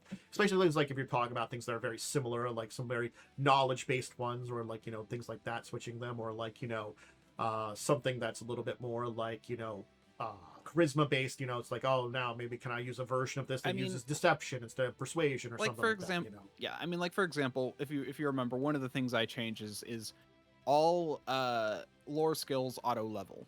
Yeah. I don't see why that's not like a thing, because if you pick up any new lore skill or lore skill through a class, they auto level. Only your background lore skills do not auto level. And I'm just like, just take it. Why? I did have one that kind of auto levels, but it's like the class one where I'm also like, I don't know. Yeah, the warfare lore. I don't know when I'm going to be rolling that. Maybe it'll come up. I guess it might come up in funny enough. We're in a martial arts tournament. It could come up, Yeah, no, actually it can come up. You got to remember that like the ones which can come up are if you want to pick up certain religion lores, like I can tell you that Irori comes up a lot because it's one of the bigger religions in TNZ. And then you've got I know warfare lore, can come up. TN lore, I think, is just one. Like that one also can come up a bit. You can go Minatan lore, but that's only really going to help you in the first book. Yeah. That's only a 3-book structure, so it's not too bad for getting through the second. No, it's not, but yeah. So I think that was interesting kind of character building. I have to finalize some stuff with the character, but it was very interesting. And then we had Momo in your game then. Next. Did have my silly little game where you experienced many things. Yes. Feel free to describe many things while I fiddle with something. Okay. The entire idea was that we all woke up in a hospital with some kind of amnesia. In our investigations, we did determine that all of us had undergone some kind of traumatic event that was maybe life-threatening. I mean, someone got, I think, shot a bunch. Someone got like stabbed a bunch or stuff like that. We didn't find out the fates of everybody, but my character assumed, didn't hear about their fate, but I was like, I must have been horrifically injured. That was all I assumed. That I got into some kind of thing. I didn't get that information because I didn't look into it, but I assumed, hearing about them is I must have also had that happen to me. We also had some weird dreams that were shared dreams, which were something. Had a weird maybe? Shared dream. Yeah. You fought some horrible rock zombie people. Yeah, there's some weird crystal you zombies met, or something. You technically met potentially 2 villains, though they could become allies if you interact with them enough. Yeah, they're a group of people that seem to be much more, violent control of this kind of because we don't know if this is the entire world or just the city or something like that. There's a lot of information you don't know, but there's some kind of apocalyptic end of the world event. It feels like it's happened, in this region. You learn that at least parts of the city you're in are still inhabited, and you twice, when looking in some kind of reflective surface, have noticed there's a strange specter that seems to be following you around. Get out of our heads, strange specter! Damn it! Strange woman wearing a black crown. Yeah. So there's a lot of weird stuff going on, and we've now managed to wander to what we can all call a relative safe zone nearby. You were invited to a safe zone. You will be chatted to by that NPC unless you just leave for some reason. I don't think my character would. Kind of rude. You did get invited to her home. Yeah, and also I feel like we're not all savages in the group, but there's a few savages amongst our group here. Yeah, it's an interesting party. I think I like everyone so far. It will be seen if Cell plays another Cell character or not. So far, they don't seem like a typical Cell character, but it was session 1. Yeah, we have to see that. I think Lightning's being a very Lightning character, which is not necessarily bad, but Lightning does tend to play those kind of characters. Yes. So they're just a little If as soon as you know Lightning's playing a Lightning character, I know how to work with this. a little bit brooding and a little bit standoffish. Well, I'm not gonna listen to you. Yeah. You have to kind of work with them a little bit more. I know the type of character Lightning likes to play. I know how to work with that. I've had enough experience, so I'll just have to figure out how to get my character to do that then. Funny because Lightning had the idea of just all of you guys just jumping out of a window. Had you explored north, you would have found windows, and you could have jumped out of them. I don't know how well it would have gone if you were on the 8th floor of a hospital, but you could have. One of you has wings, so that one would have been fine. I could have gotten angry enough to take half damage from it. Maybe. You know, you're like, ah, damn it. And next week you get to meet your 5th party member, a kobold, who was carried around in a bag the entire session. Yeah. It's our pet. He's your pet, I guess. He's a person, but he hasn't spoken. I don't know if he's a person. he's comatose currently. Look, he might be a person. I don't know that yet. As far as I know, he's a weird reptile creature. I guess it's alive and was with us. I guess it was someone's pet. It is what it is. Yeah. Then we had Cell's game. Boy, did we, Tantus. Boy, did we. What did Tantus do this time? Well, you want to explain yourself, sir? Yeah. Your angel shenanigans. So I did do that, and it was not a great idea. But I did unlock every player in the game. So the long story short of it is, we have to like reassemble this council of people. We need all of them, but we also have to convince them to vote for us, at least a minimum number of us. But we need everybody as part of it. We've done a big job of grabbing together these council members together, making sure they're in good shape, and securing some votes here and there. But one of them was in jail. His family had fallen out of power, but according to the law, he's still a member of the council. That's the kind of thing about, like, yes, your family doesn't have any, like, ownings, and it's out of power, you're no longer one of the nobles here, but you're still on the council because, yes, you're the only one of the bloodline here. Sorry, we need you. But he's in jail for apparently, like, murdering some other noble as a former noble. They got into a fight or something. It sounded fishy. We looked into it. We went to his house. Turns out he was hanging out there. So, he was still alive. So, I decided I was going to pull the, I was going to pull a Christmas, Christmas Carol. Is it Christmas? Yeah, Christmas Carol on him. Sorry, but brain broke there for a second.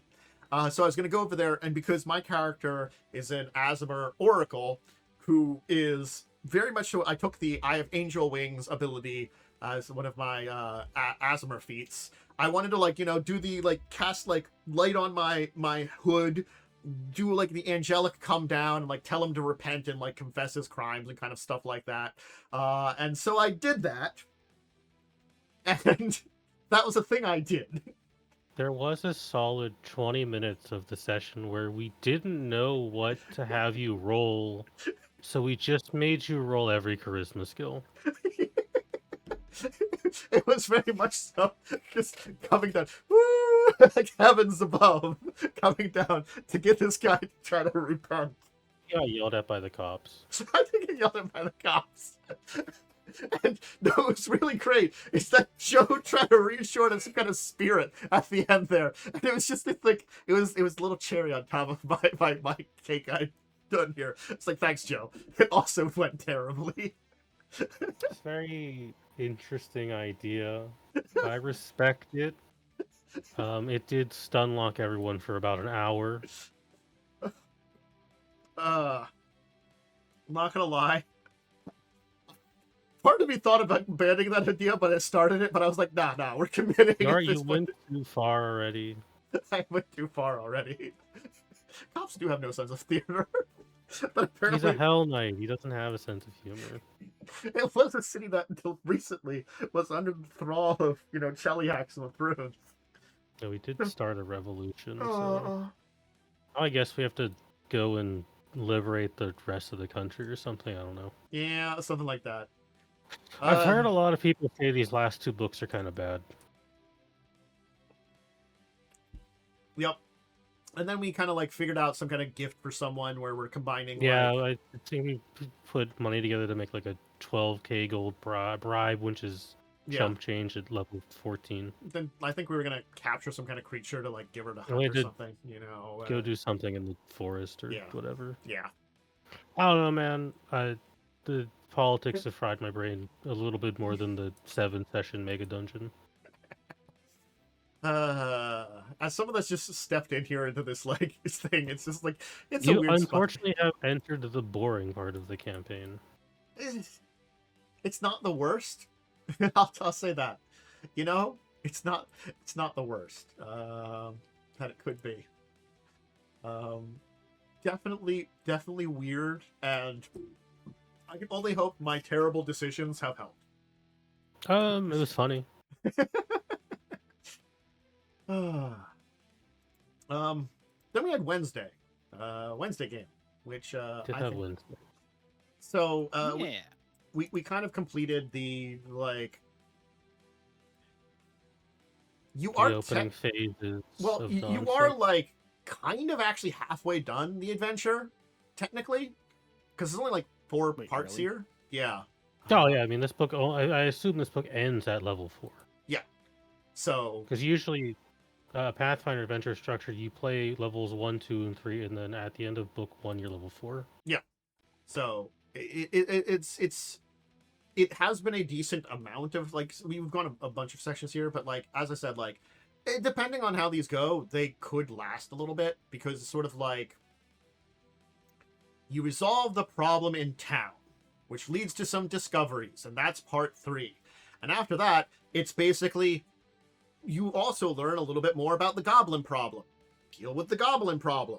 That's part 4. You know, that's it. Generally speaking, deal with it. I'm summarizing a little bit because I'm not trying to like, throw in what everything's going on, but yeah. So you finished up with the little bits of stuff around town. You went on a hunt with the one noble guy. He's infatuated with Cell's character, which Cell's character is like married to research, so does not care. Character is very like strung out. Yeah. Very subdued. Strung out, subdued. Probably was only half picking up that like the guy probably like kind of had like a crush on the character, so anyway, so that was an interesting kind of things there. And then afterwards you had a meeting with Shalelu, who is this elven ranger who has good knowledge of the area, gave you a bunch of information, and then you found out that Amika has disappeared. She went to apparently a meeting with her brother, who left her a note, and basically like said like, hey, there's I want to talk to you. Dad's at fault for something of what happened with the goblins, or at least involved with it, and I don't necessarily want to go to the police, and like cause too much of a kerfuffle because it's family stuff, but we should talk about it, figure out what we're going to do. And so that was the letter. I think you can see the full letter in the the game. But basically now you headed off to the Glassworks where they were meeting. But the most unusual thing is, for the festival, the Glassworks shut down, and because everything that happens, it hasn't reopened yet. There's a fire on in one of the furnaces at the glasswork, very obviously. That's weird. You haven't heard about it reopening or anything about that, with everything that's happened. Maybe like delays and stuff like that too, all that's going on. So doesn't mean it couldn't have reopened, but there was no talk or announcements or anything like that about it. So it is very weird. That's where the game left off there. So yeah. Anybody have anything on Thursday or Friday? No. What'd your game go today, Worm? Yeah, I almost died. Nice. Oof.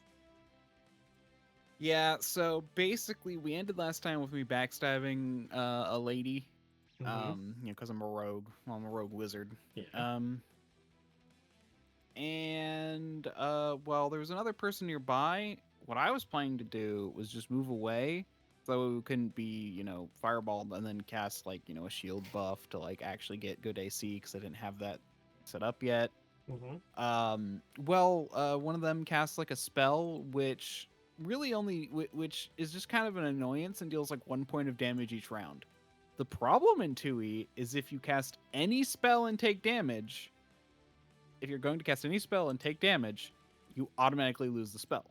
So it's basically prevented me from casting spells.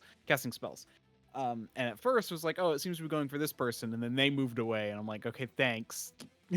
Thanks for moving your character away from the spiders, which wouldn't have hurt your character.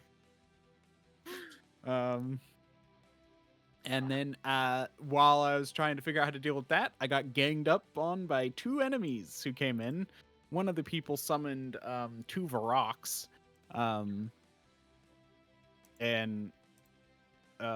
So one of them was attacking me, and then just one of the final were attacking me. And the Varrock hit me pretty good and got me down to 7 HP. To get rid of the spiders, I smashed an acid flask on myself. That'll do it. Did 2 damage. Yeah. He's like, "It's splash damage. It would count." I'm like, awesome. And then I jumped off a ledge and cast Featherfall on the next turn to get away. Then I drank a health potion, and it was cursed and confused me. Huh. Well, Thankfully, I rolled a 10 so I could act normally on the first round and drink a normal health potion. Yeah. But then one of the final followed me down. Thankfully, he missed twice, and then dwarves came in because we had to basically stop this this magic crystal that was creating a barrier that was hard to pass through, and so they couldn't just send an army through. But anyway, the whole thing is that we in the middle of all of this, we were able to dispel the giant crystal with like a wand. Someone else was, and it broke the barrier, and the dwarves are now fighting. And so it's just like they thankfully came in and killed the final, but I'm still confused at the end of the game. So I still have probably a few more rounds of confusion. But yeah, no, I got down to 5 HP. I'm currently still only at 11 because the good healing potion I had, which would have healed me up to like full, was cursed. So oof. Yeah, crazy session for me. Yeah, sounds about right. And in the middle of all of this, we did have Celine. Celine's the player.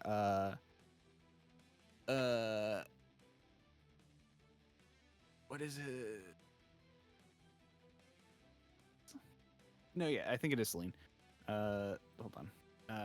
Anyway, his character actually did go down because he's a spellcaster who flew in to disable the thing, and then got swarmed by everyone else because they didn't like that he disabled their defensive mechanism. I mean, I can see them being angry about that, disabling a defensive mechanism. That sounds sometimes about right.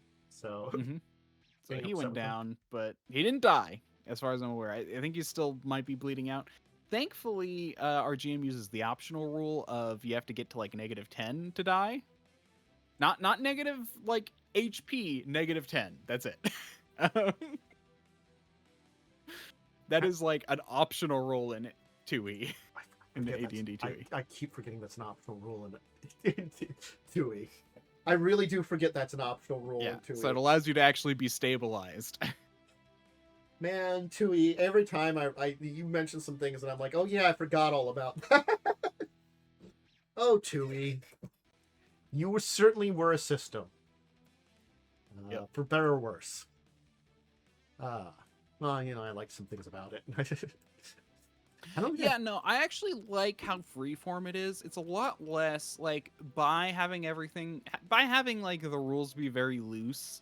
It is very good in certain areas. I actually do think that something like Dungeon Crawl Classic would be a little bit better, but otherwise, it's good. Yeah, it's something that has a little bit more of the modern sensibilities, but still keeps a lot of the ideas going. It keeps the kind of loose, because again, the idea is you have to be smart, you have to plan, you don't have a lot of hit points, your abilities aren't that strong. Because that's the thing, it's like, you can cast a spell to swing the fight in your direction, but so can the enemy. I mean, like, literally, one spell that just did 1 damage per round nearly killed me because of the chain reaction it caused, So... like I had like 2 backup plans, you know, like it's just that was not, you know, and then I had to still think on my feet because both of them failed. Yep. Well, sounds like a little bit of an interesting week for adventures. Did we talk about how we got back to the thing that was last week? No, it was last Saturday. Was it that we got back to the Wrath of a Shadowrun D&D adventure? Was that last Saturday? Or Saturday oh yeah, we did do that last. It's. I think it was last Saturday night. Yeah. Yeah. Hey, we returned to that finally. That was fun to get back. I like that game. You know, it's a nice pick up and play for like a little bit of an adventure here and there that we've been just playing through those occasionally. That's been fun. Nothing crazy. I like that. The D&D adventures definitely are a little bit fun little weird things you kind of pick up here and there. So I recommend them. You know, especially if you can probably find someone tabletop sim nowadays if you can't find one to buy, unfortunately, because, you know, probably like some of them are out of print, but they are good. If you can find one nowadays, they are a good style of game that the Dungeons and Dragons kind of adventure games have always been good. So I think they have some now modern day if you want to, but if you want to play the classics, you can still find them some places. So anyway, cool. Not recommend, you know, finding the current things, because I think they are some like the Temple of Elemental Evil or something they did one of. They do have some current ones ish. I'm really looking for them. I want to play some friends, not online. Anything else for today? I think that's the end of our little discussion here, and a little episode here. I think that's a good place to stop. Everybody, thank you for joining us. Thank you, Worm and Momo, for joining me once again in this adventures. What's what you guys shout outs? Any place to find you, all those kind of things? I'll throw that over to you too. I don't have anything. Worm, I turn it over to you. Yeah, I'm DiamondWyrm. You can find me on twitch.tv/DiamondWyrm or at DiamondWyrm on Twitter, Blue Sky, YouTube, and Twitch. And the next stream should be tomorrow at 10:30 a.m. PDT. Yep. Hi. Pants down, Dracovin. If you want to catch this episode and you haven't been able to join live, or you're catching on the back end, you can always watch the full things. I put all the VODs up along with all my tabletop stuff over my YouTube channel. You can check it out. If you're on the YouTube channel, you can always check out older episodes for at least some very good, interesting, deeper discussions, or some of the other tabletop stuff over there. All my various social medias are linked below wherever you're at. I will be back, of course, on Tuesday for some adventures and stuff, where I'll be doing some streaming, maybe some recording, kind of things like that. Make sure, of course, to check out certainly Shadows of Thassalon, the Pathfinder 1E game I'm running on Wednesdays in the evening at 8. If you want to catch that live, as we talked about. And of course, this show, it's Saturdays at 6 if you want to join us live, you can. So there's a little shout outs. I hope everybody has a great rest of your Saturday, great rest of your weekend. And either until Tuesday, or whenever you see Worm, or one other day you can join me. You can check us out. And if not, I'll see you guys next week on next Saturday. And hopefully these two can join me then. Anyway, all right, until that time, I say goodbye, farewell to all of you. Bye-bye for the win.